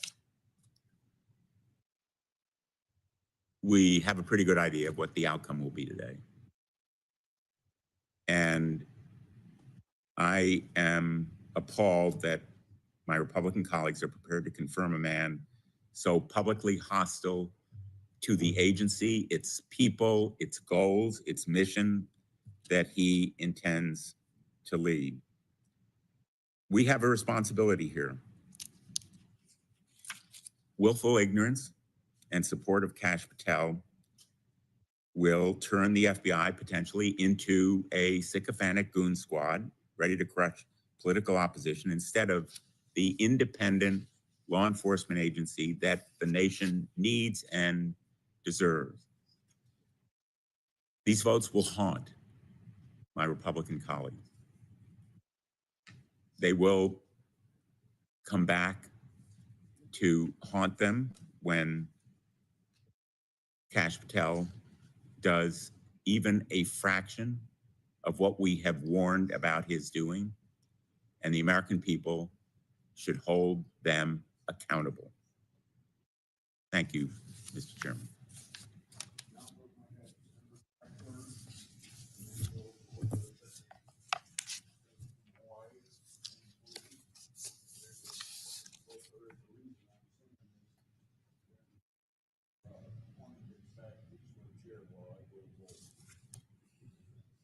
Thank you, Mr. Chairman, and thank you for the time today to speak in favor of Kash Patel. As I've listened to my Democratic colleagues and their comments this morning, you can hear the anger and the displeasure with having Kash Patel before us. But I think it's important to realize why Kash Patel is there and why President Trump chose to nominate Kash Patel. The American people are sick and tired of 2 tiers of access, 2 tiers of treatment, and 2 tiers of justice. And during the Biden years, this was writ large in the actions of the DOJ and the FBI. We have all seen it. And while my colleagues may be upset for today, I think it's important to note that they sat silently while you had parents and people of faith and so many that were being confronted. And this happened over and over and over. So I know they're trying to stall and obstruct, but it is important to note that the American people on November 5th voted to see change. They want transparency and accountability. They want the end of two tiers of justice. And they want to restore faith in our American institutions. Now, Pam Bondi, who is our Attorney General, has been mentioned several times this morning. She is going about aggressively restoring confidence and sending that message that the rule of law matters. The rule of law matters. And there is an expectation that people will abide by the rule of law. And Kash Patel will work with her in restoring that confidence, that rule of law, rooting out the two-tier system of justice that the American people have witnessed. Now, when Mr. Patel was before us, before I started my questioning, I asked him a question that came from listening to my Democratic colleagues as they were questioning him. And it was, why do the Democrats fear him? Why do they fear him? And I think the answer is so very apparent. They fear him because, yes, indeed, he is out of the box. They fear him because of what he knows about Russia collusion, what he knows about some of the activity that has taken place. And they fear him because he is going to return the FBI to its core mission, investigating violent crimes and keeping our nation safe. Now, I'm pleased that he's going to focus on violent crime. We know that under President Trump, violent crime was down 17%. This is important to us in Tennessee. In Memphis, we have had quite an issue with violent crime, much of it caused by a lack of attention to prosecuting some of these gang members. There is a Soros-backed DA in Memphis that will not push these cases through. But violent crime under Joe Biden was up 43% in his first year. It is imperative that the FBI go back to investigating these crimes and go back to the Trump policy of investigating and prosecuting these criminals and bringing that transparency back to the justice system. So I'm so pleased that we're moving forward with him today. I'm also pleased, Mr. Chairman, that he is going to work with me to make certain we know who all was involved with Jeffrey Epstein in building out this international sex trafficking ring. This is information we have sought. It is information we have not been able to get. And as the next FBI director, I have no doubt that he is going to work with us to end this scourge of human and sex trafficking in the United States. Thank you, Mr. Chairman. Thank you, Mr. Chairman. I don't think the American people were up in arms about purging the Department of Justice or the FBI. I don't think they were up in arms wanting a stop to or freeze to federal grants to states. I don't think they were up in arms calling for the NIH to take action that will result in the halting of medical research. No, what they were up in arms was, let's lower the price of food, milk, bread. They're still waiting. So here we are, Mr. Chairman, talking about the nomination of Kash Patel. This man has so many red flags about why it is completely inappropriate to have him as the head of one of our most important law enforcement agencies that it makes your head spin. One thing is very clear about Kash Patel. He has 100% loyalty to Trump. That is the most critical thing for President Trump. We are at a crisis point, and this committee, if it plans to conduct any oversight it must do so now. And here's what's happening at the FBI. Dozens of senior career FBI and DOJ employees have been purged. More to come. 5,000 names of agents and personnel who worked on January 6 matters. Their names are there. What is supposed to happen to these people? I don't think they're going to get commended for their work on January 6th. So hundreds or thousands of line prosecutors and FBI special agents and analysts may be purged. Make no mistake, our nation is under constant threat, both foreign and domestic. And purging hardworking and dedicated civil servants does nothing to make us safe. So what is happening with the FBI and DOJ is they've turned inward. Rather than focusing on potential attacks, hacks, or violent criminal enterprises, we have a DOJ and FBI that has been turned inward on themselves. Attorney General Bondi's announcement to weaponize in creating a weaponization working group last week only continues this trend. Through this working group, she is doing what she told us she would not do. And that is, we asked her, are you going to start investigating the investigators, prosecuting the prosecutors?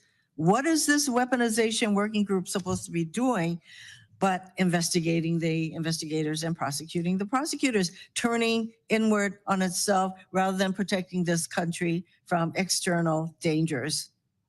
I fear what a DOJ and FBI focused inward on themselves means for the safety and security of our nation. Not much.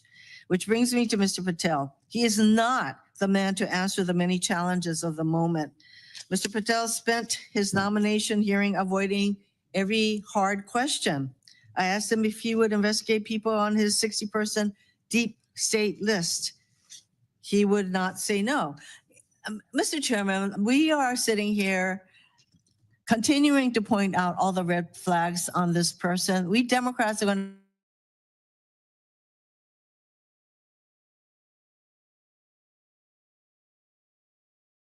decency moment from my Republican colleagues. Continuing, I asked him if he profited from selling supplements to detox the COVID-19 vaccines. He did not answer. I asked him if Donald Trump lost the 2020 election. He would not answer. He claimed not to know an anti-Semitic extremist named Stu Peters, despite appearing 8 times on his podcast. See, the fact that he doesn't even answer, remember, whatever, it makes me think that he thinks coming before this committee under oath is something that he could just ignore with no consequences. And apparently that is the road we're on. And he tried to claim no involvement with the January 6th choir, despite promoting them and hawking their merchandise for years. And he was unwilling to provide any details about his grand jury testimony he was compelled to give after taking the fifth. People who take the fifth are using it to protect themselves from self-incrimination. Of course, Mr. Patel has the same right as any American to plead the fifth, but we have an equal right to ask him, as the nominee for FBI director, no less, why he did so, and to learn what he ultimately testified. The one thing Mr. Patel did testify to in response to a question from Senator Booker, I thank Senator Booker for asking his question about whether he was, quote, aware of any plans or discussions to punish FBI agents or personnel associated with Trump investigations, and was whether he said he was not aware of that. But we note that, in fact, he had an awareness, and in fact, he's proceeding to purge the FBI. He's not even the director. I join my colleagues in once again calling for us to actually get the answers from Mr. Patel. The American people deserve to know where he's coming from. This is a person who's going to use the FBI for his own purposes. He will abuse his power in the FBI, and we have had my colleagues say that we will regret the day that we voted for him. We should be regretting it right at this moment. And we should be calling him back so that the American people can find out what it is that this man plans to do as he intends to very clearly abuse his power at the FBI, all for his own ends and for that of the president, to which he is 100% loyal. That is his biggest qualification to be FBI director, which is not much in my view. Thank you, Mr. Chairman. Speak. Just so everybody knows, we're planning to vote at 11, and they're going to hold they said they'd hold the vote open, at least for me. So I assume that's everybody, so that you can all be here. So I don't know whether it's after Moody gets done or Booker gets done, but if we're all here, I don't want to interrupt somebody's speech, but so if you want to vote a little bit earlier, or just say, or let me interrupt you, whatever the case might be, just think about that. Go ahead, Senator Moody. Yes, Chair, thank you so much. And I had planned to come today and vote in support of the nominee, but I feel it incumbent upon me, as I've heard speaker after speaker talk about and presume to speak for the rank and file FBI agents across this nation. As someone who has worked hand in hand as a federal prosecutor, myself, as someone who has been a state attorney general and had to work with and then ultimately sue the FBI when they refused to work with us on the second assassination attempt. And as someone who has married a rank and file federal agent and witnessed firsthand how they have taken what we have seen over the last 4 years, I think it's incumbent upon me to say no one here, including myself, can speak for the rank and file FBI. But what I can say is watching what has happened over the last 4 years and watching the legal system being used to go after political adversaries, the rank and file want to get back to doing their jobs of going after multi-jurisdictional criminals, of working hand in hand with state and law enforcement, of bringing to bear the promise of a country and a free people living under a rule of law that is effectually enforced. And I have to say, I disagree with many people who have said that the morale of FBI will go down if this nominee is confirmed. In fact, I believe quite the opposite.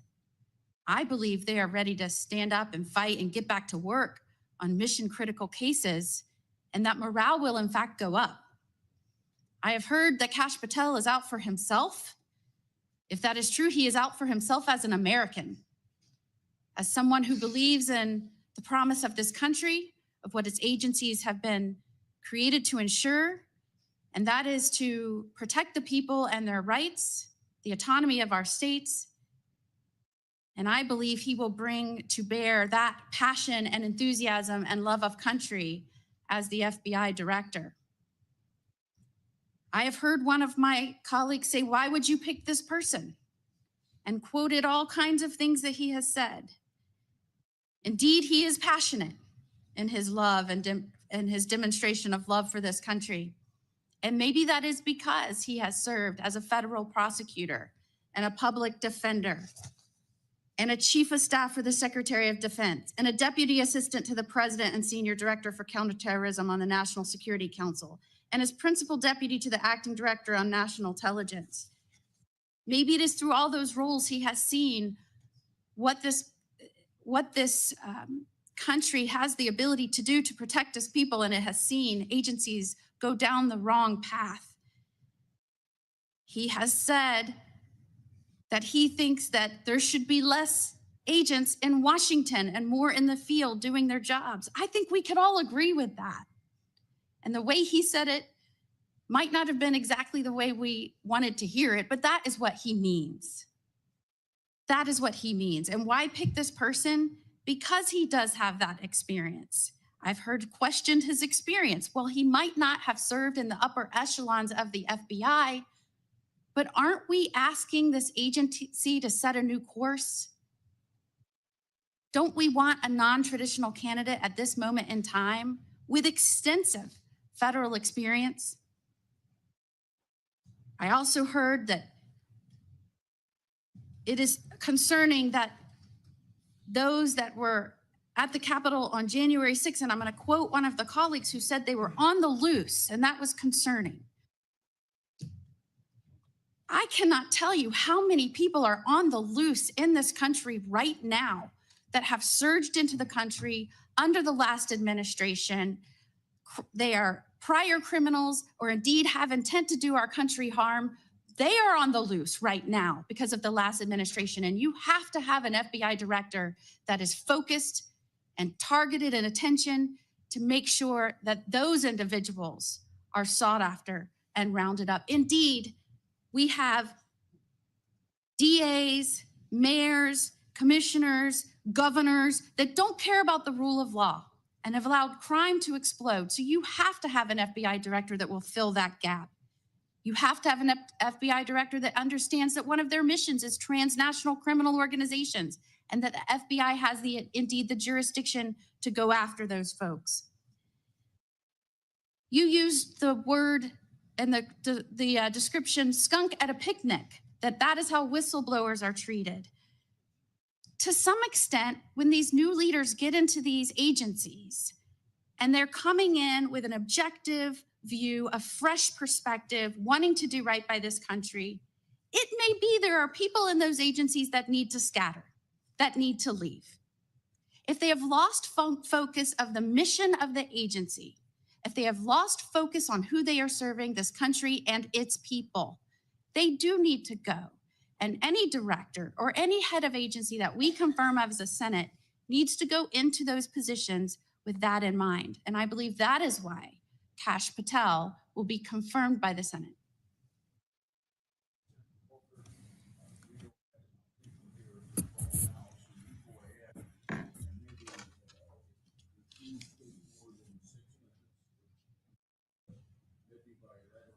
I'm just trying to see, are you encouraging me to talk longer? Because that's never happened in this committee before.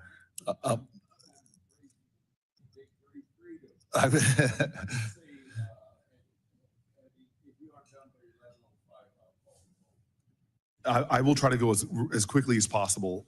And just say that this is one of the more perplexing nominees for me personally. I've seen the pendulum swing back and forth in this committee now over 11 years.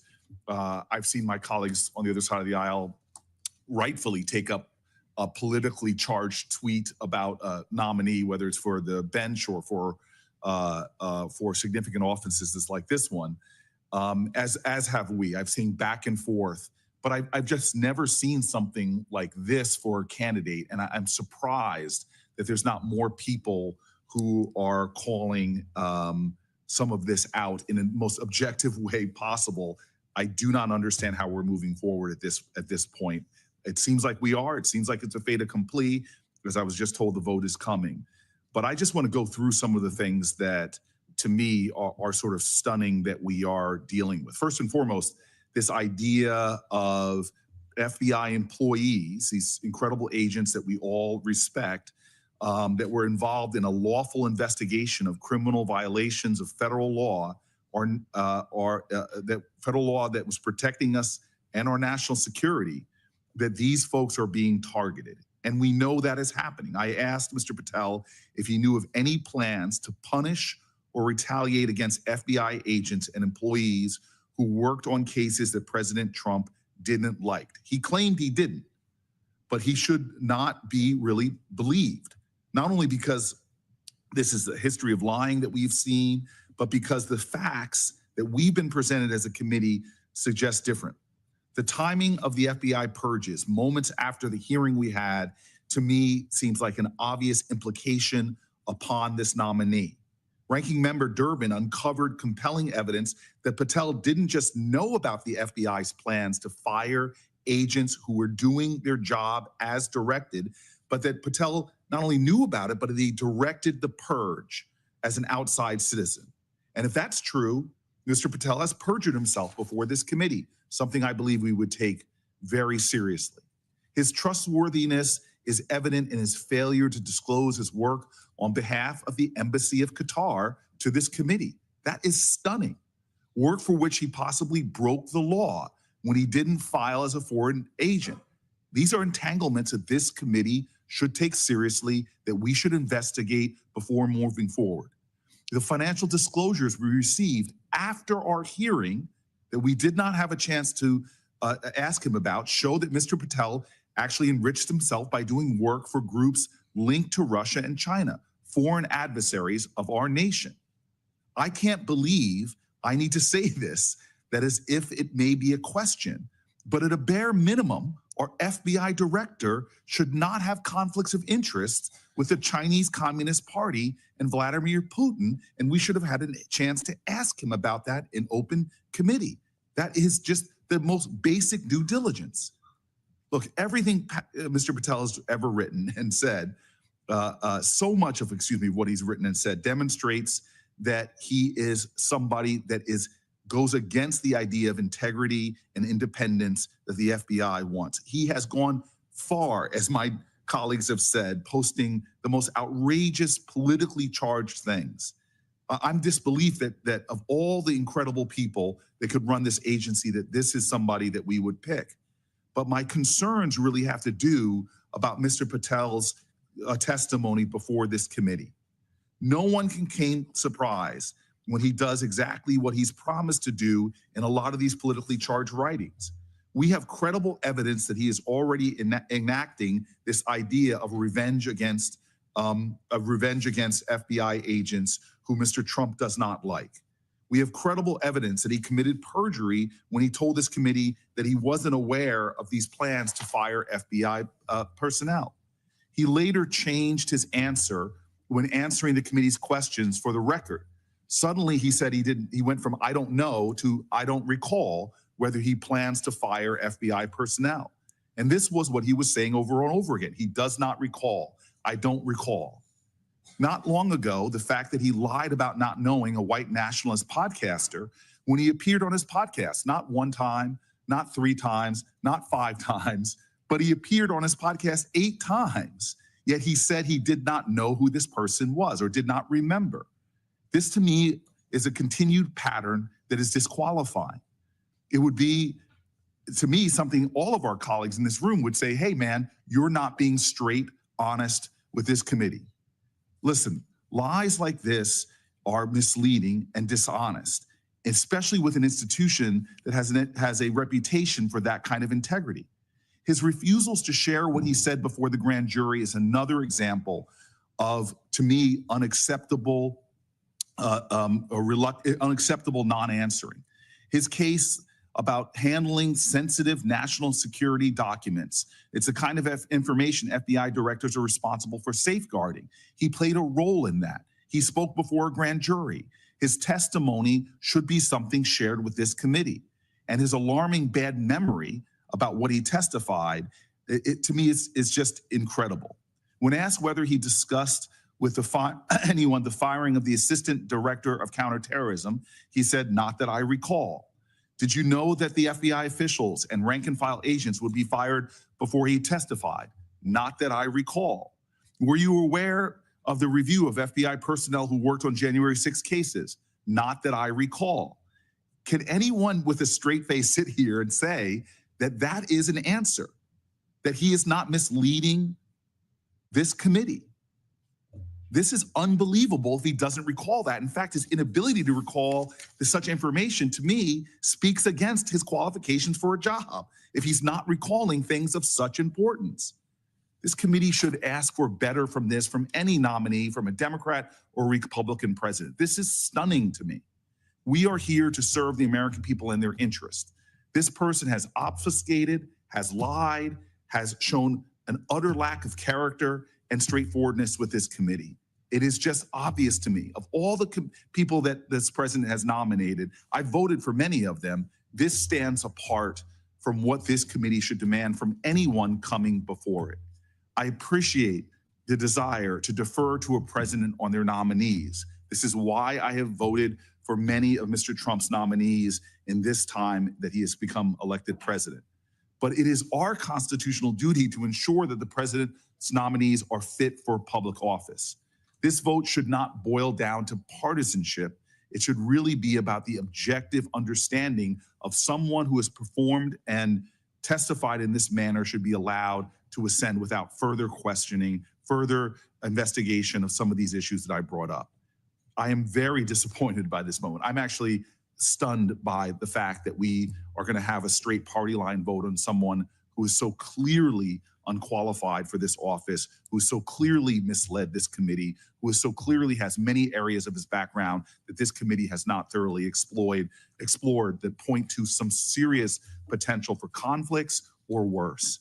But with that, in hopes that I am trying to keep my testimony, my comments under 5 minutes, which I have failed to do, but I am concluding, sir.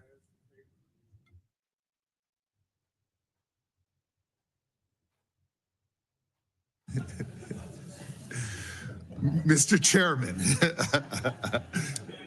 I am stunned and perplexed at this moment that I have been asked to talk for 2 minutes.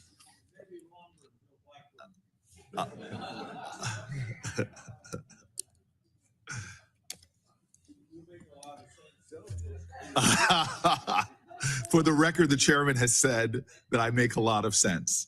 But he disagrees with me. Yeah.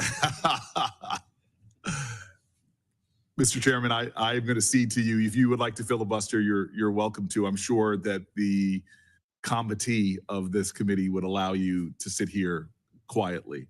But if not, I would very much like to hear Lindsey Graham speak on the virtues of the great state of New Jersey.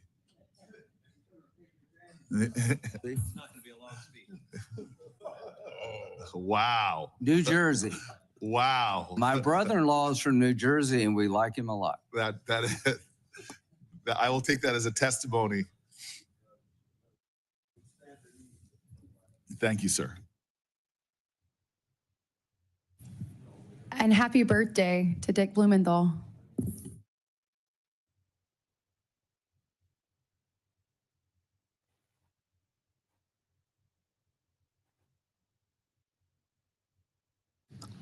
So the Senate rules limit the time for committee meetings, and so I need to call the roll call vote. I will allow anyone who still wishes to speak on this nomination to do so after we vote.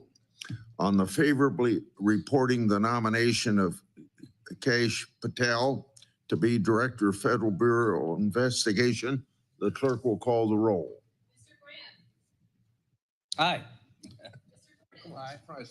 Used to be in a 10. Aye. Mr. Cruz. Aye. Mr. Hawley. Aye. Mr. Tillis. Aye. Mr. Kennedy. Mrs. Blackburn. Mr. Schmidt. Mrs. Britt. Mrs. Moody. Mr. Durbin. No. Mr. Whitehouse. No. Ms. Klobuchar. No. Mr. Coons. No by proxy. No by proxy. Mr. Blumenthal. No. Ms. Serrano. No. Mr. Booker. No. Mr. Padilla. No. Mr. Welch. No. Mr. Schiff. No. Chairman Grassley. Aye. On this vote, the ayes are 12, the nays are 10. The vote of 12 to 10, the nomination will be favorably reported to the floor. Do you want to speak? Yeah, please do now. And will some, I got to go vote, will some senator on my side stay?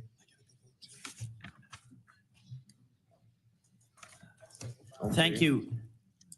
Thank you, Mr. Chairman.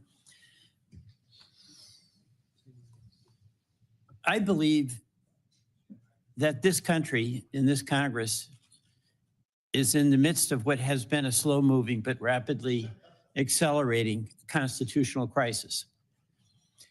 It began most visibly on January 6th, of 2021, when the two norms of this republic, the peaceful transfer of power and the renunciation of violence, were breached. And where many members of the House and Senate voted against certifying the election of the person chosen by the American people. President Trump then, and President Trump today, continues to assert that the 2020 election was stolen. Stop the steal. He won the 2024 election. His election was certified. He's entitled, as president, to vigorously use the powers of the presidency to implement the policies that he advocates. He's not entitled to violate the Constitution in his effort to do so. Mr. Chairman, in my view, the beginning of the Trump administration is showing a contempt for the Constitution and a lawlessness that is dangerous to the future of our republic. Freezing federal spending, clearly unconstitutional. Shutting down agencies created by Congress with no authority to do so. Removing leaders of agencies, including inspector generals, against the clear requirements of law. Firing government employees who have civil service protections. Threatening to deport people based on their political views. Revoking by executive authority birthright citizenship. These are just some of the actions that the president has taken where he has no authority to do so.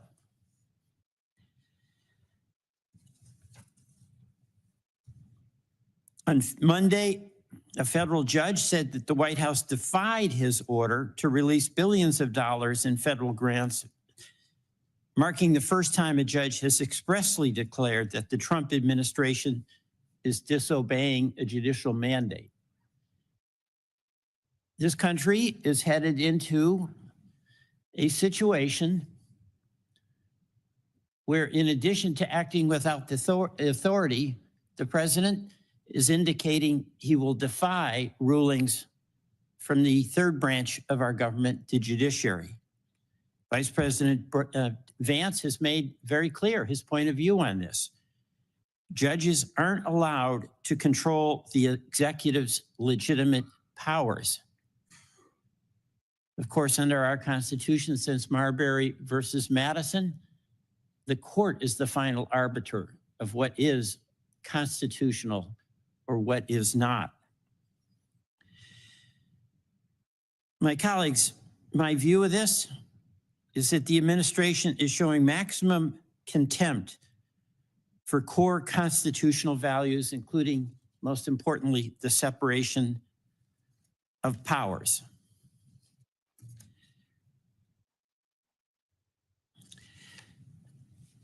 We have a dilemma here. There are many in this committee that are fully in support of the policies that President Trump is pursuing. That's, of course, your right and his right. But the unique responsibility each of us as a United States Senator has is to guarantee that in pursuit of those policies, it is done within the constitutional boundaries. This is not just to talk about civic aspiration. It's a recognition that the separation of powers, that the system of checks and balances, that the concept that ambition in the executive should be matched with ambition in the legislature has held this country together for 250 years. We have fierce debates about important public policy matters. But what allows us to resolve those, despite disagreements, intense disagreements, is the pushing and the shoving, the engagement, the winning and moving forward, losing a fight and falling back, but all within the norms of the Constitution. That's being threatened, and I don't say that lightly. But what has happened on January 6th is continuing. And where we saw the Stop the Steal, the renunciation of the decision that the American people made on 2020 in that election, and the candidates, many of them who came before us, including Mr. Patel, unable to simply say who won the 2020 election, continuing the Stop the Steal narrative. And then with President Trump in his first weeks in office, acting in ways that challenge the constitutional order. I'm voting against Mr. Patel because he is clearly an instrument in that effort to continue erode the precepts of the Constitution on the separation of powers. My colleagues, this is a very difficult time, particularly for my colleagues on the Republican side. You support many of the President Trump's policies, and as I say, that's your right. But it is so essential to each of us as a U.S. Senator to make our own judgments about whether the manner in which power is being used on the executive branch is a threat to the power of the legislative branch, the Article I branch. We, each of us, must be custodians of that constitutional order in our role as the legislature in it.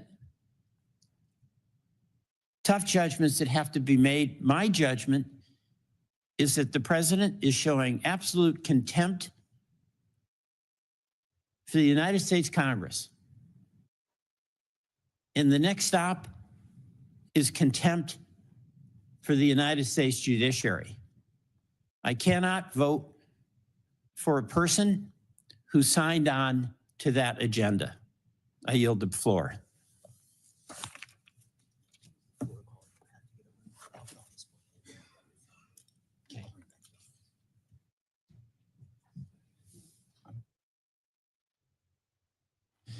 Senator Schiff will be joining us shortly. To my friend, Senator Welch, I hope we have a great relationship, but some of the things that he was talking about, the tug and pull of the executive and the legislative branch, plays out this way every time you have a transition of power.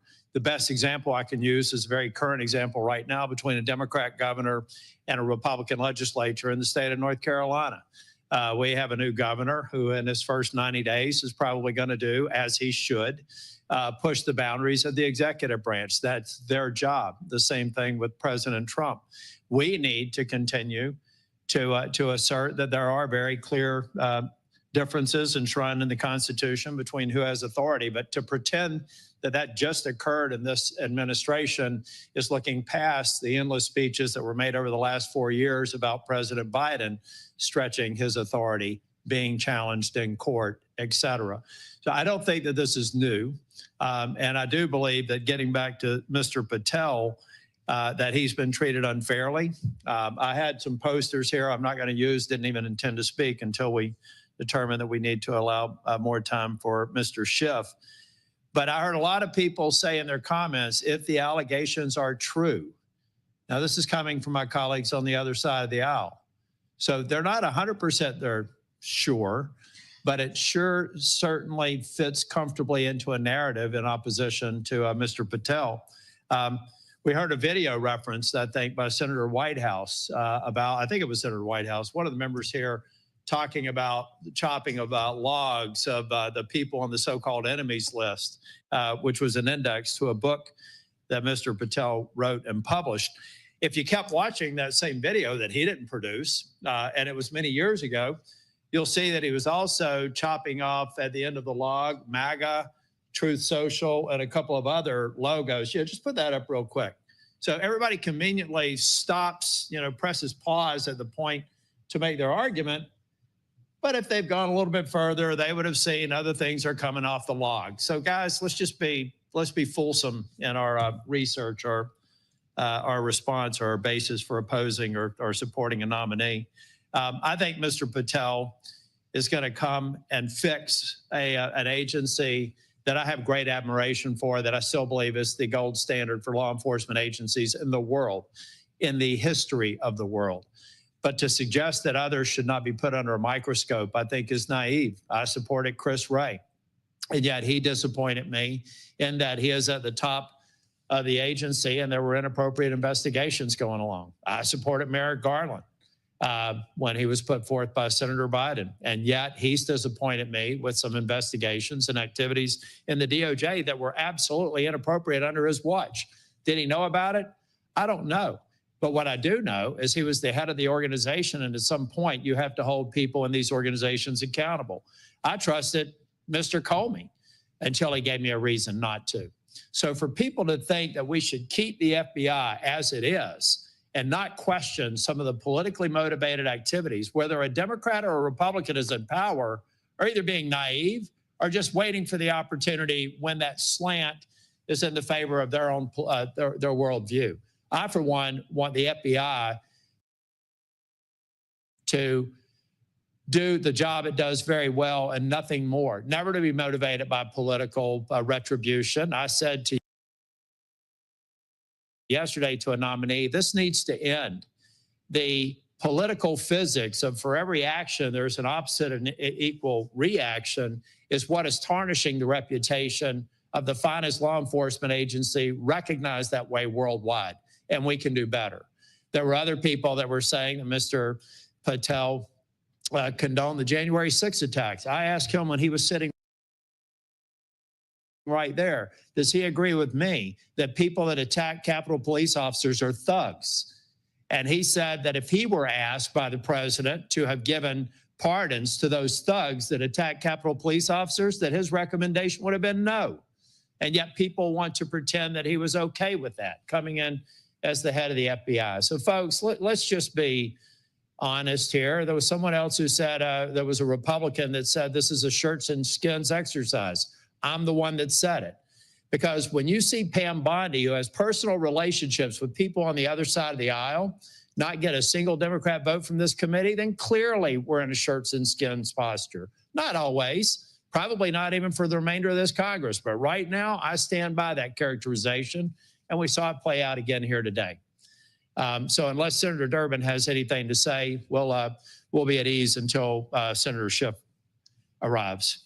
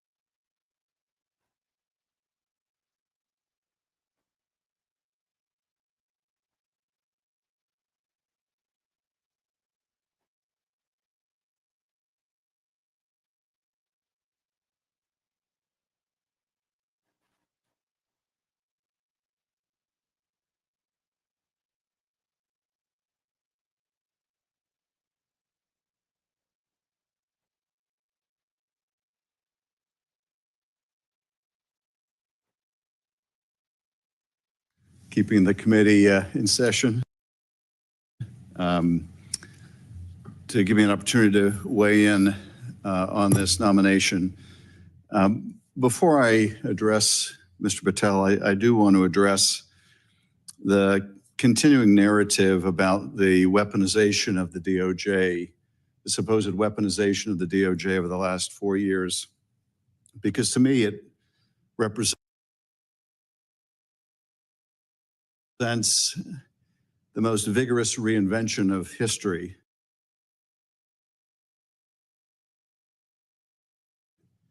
The question is asked by some of my colleagues on the other side of the aisle, why is it that Donald Trump was the only president to be indicted not once, not twice, but 4 times?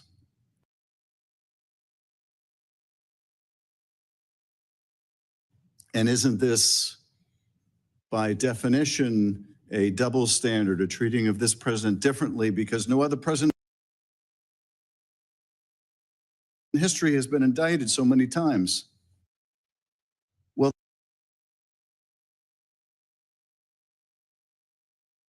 the one doesn't fall from the other. Yes, this president was indicted more than any other president in history, because this president committed more crimes than any other president in history. And let's look at what he was indicted for.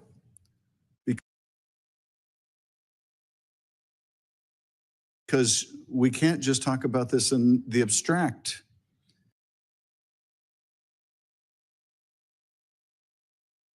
He was indicted for inciting a violent attack on the Capitol to stop the peaceful transfer of power. And yes, he's the only president ever to be indicted on those charges because he's the only president to have incited a violent attack on the Capitol. That doesn't mean a double standard was applied to Mr. Trump. It means the rule of law was applied to Mr. Trump. Indeed,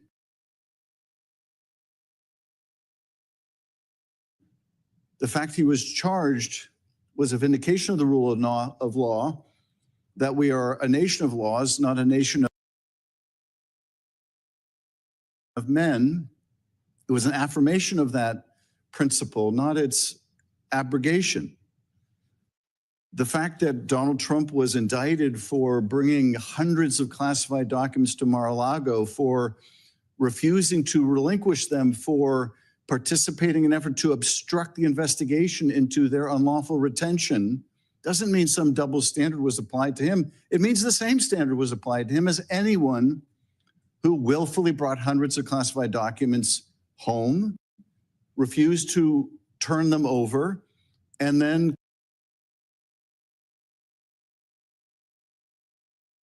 conspired with others to obstruct the investigation, others who were involved in hiding the documents, others who were involved in trying to delete surveillance tapes.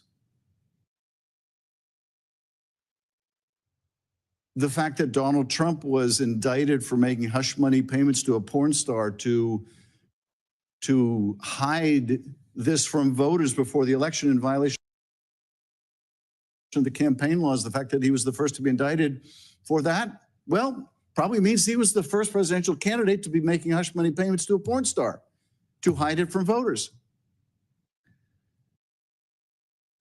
And so let's not suggest, let's not market, let's not propagandize about some weaponization, some double standard when grand juries found probable cause to believe he committed these crimes, and the only case that was actually allowed to go to trial, the jury found him guilty on every single charge. Now, my colleagues on the other side say, we have to restore confidence in the Department of Justice and the FBI because the public has such low confidence in them. Well, yes, of course the public has low confidence in the department. The department has been trashed by the former and now current president for years.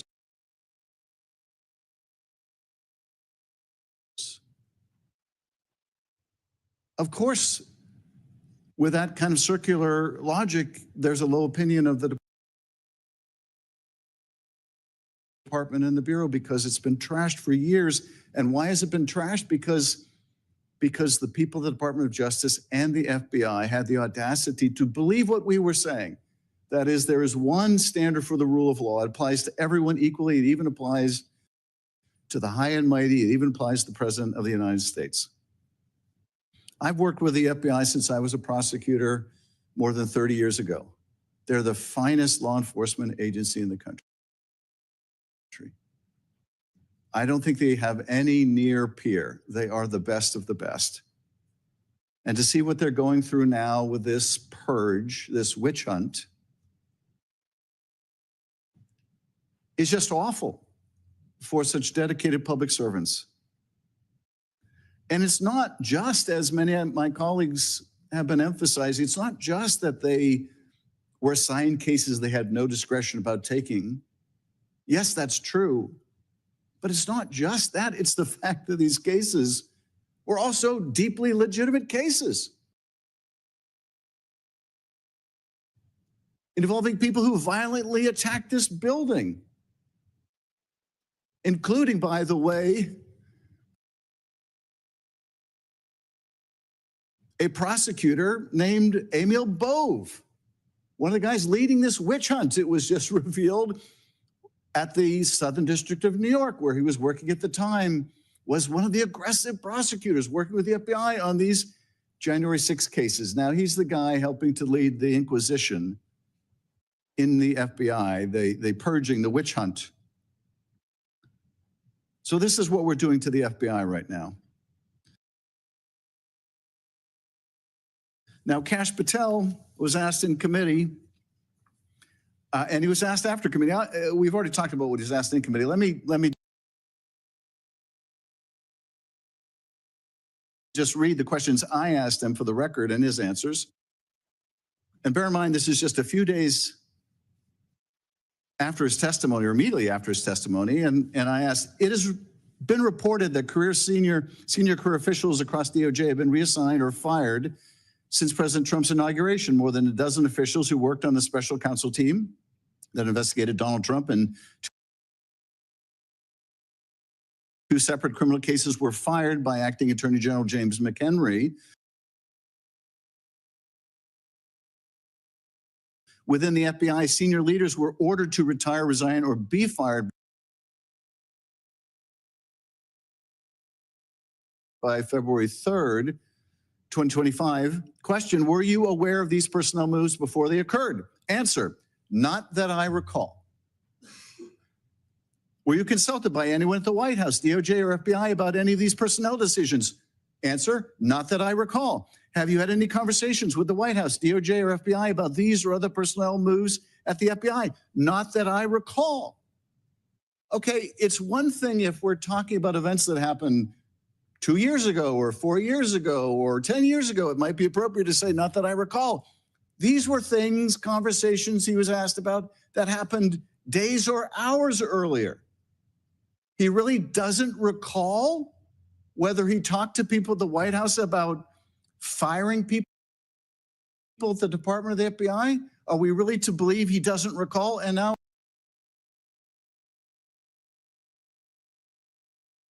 of course, we have whistleblowers who say that he was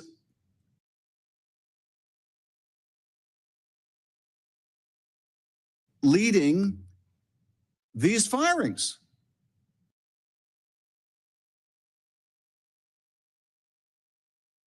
That he suddenly doesn't recall. That's just not the least bit credible that he doesn't remember. Of course he remembers. I don't recall, not that I recall. That's the language an attorney tells you to use when you want to perjure yourself, but you don't want to be caught in a perjury. This is who we're voting to make the director of the FBI, the guy who says, I don't recall whether I participated in ordering the firing of people. I don't recall. This is the guy who testified to this committee, I think, when Ranking Member Durbin asked him about his role in producing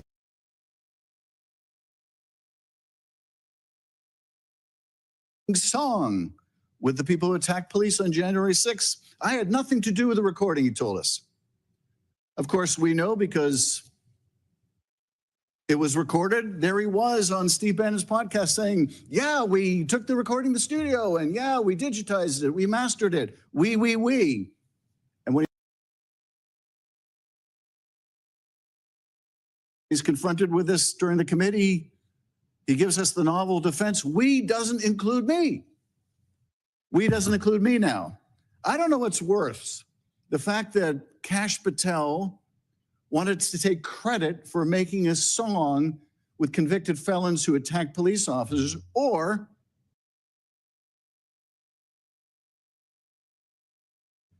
wanted to take credit for something he never did, or he did it and he lied about it.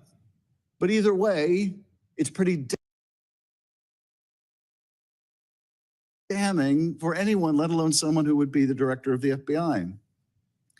This is a guy also who was called before the grand jury. First, probably nominee for FBI director in history, called before the grand jury, refused to testify in a criminal case without getting immunity.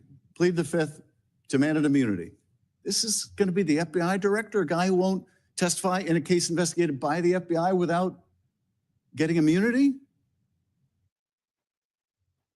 A guy who has, I guess, stock options worth $1 to $5 million from a company financed by the Chinese Communist Party?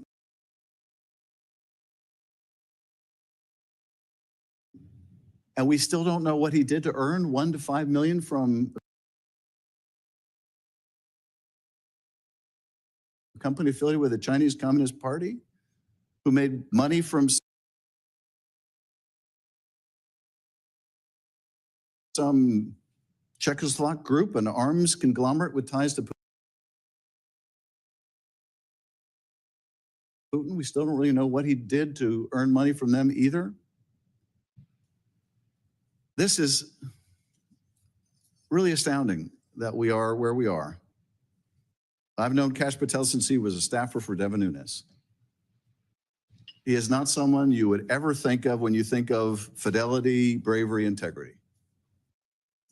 Not when he was a staffer, not when he was in the Trump administration. In fact, the people who speak most damningly of Kash Patel are the people who worked with him in the administration. People like Bill Barr, who for a lesser position said over my dead body when asked about Kash Patel.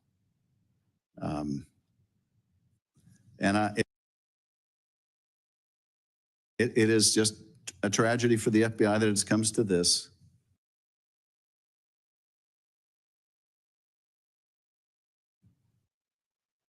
I can't imagine the demoralization at the FBI and at the Department of Justice. The damage will be long, long standing. It seems my colleagues are determined to confirm him on the Senate floor. And to all those FBI agents I worked with over the years, to all that are there now that I've not had the privilege of working with, my heart breaks for what you're about to go through with leadership that you cannot respect, who has not earned your respect, who will not earn your respect. I know you will put your head down and do your jobs because you're professionals. I hope you stay at the FBI. I hope you don't leave, because if you're committed to the mission and you leave, then it's going to just leave behind people who are less committed to the mission. So I hope you'll stay. I hope you'll gut it out. I hope the same is true of the career professionals at the Department of Justice who are the subjects of a similar witch hunt.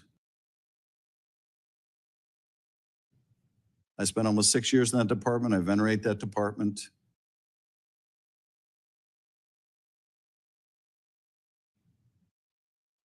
And we need the career civil servants, public servants who serve in both those institutions.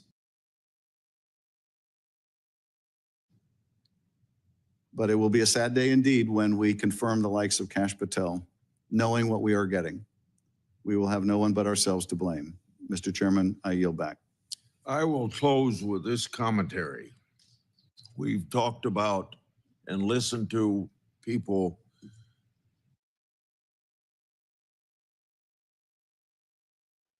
hypothesizing about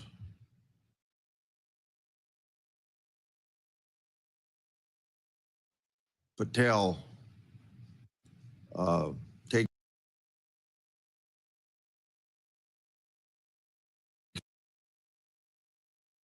leads from the White House. We have plenty of evidence that the White House telegraphed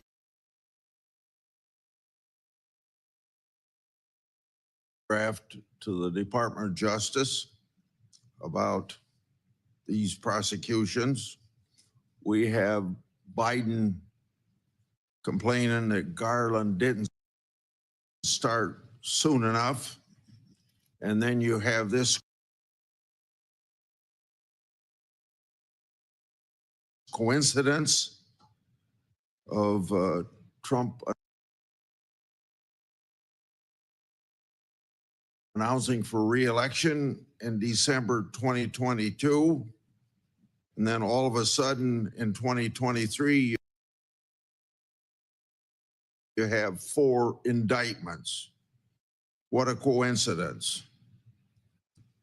Meeting adjourned.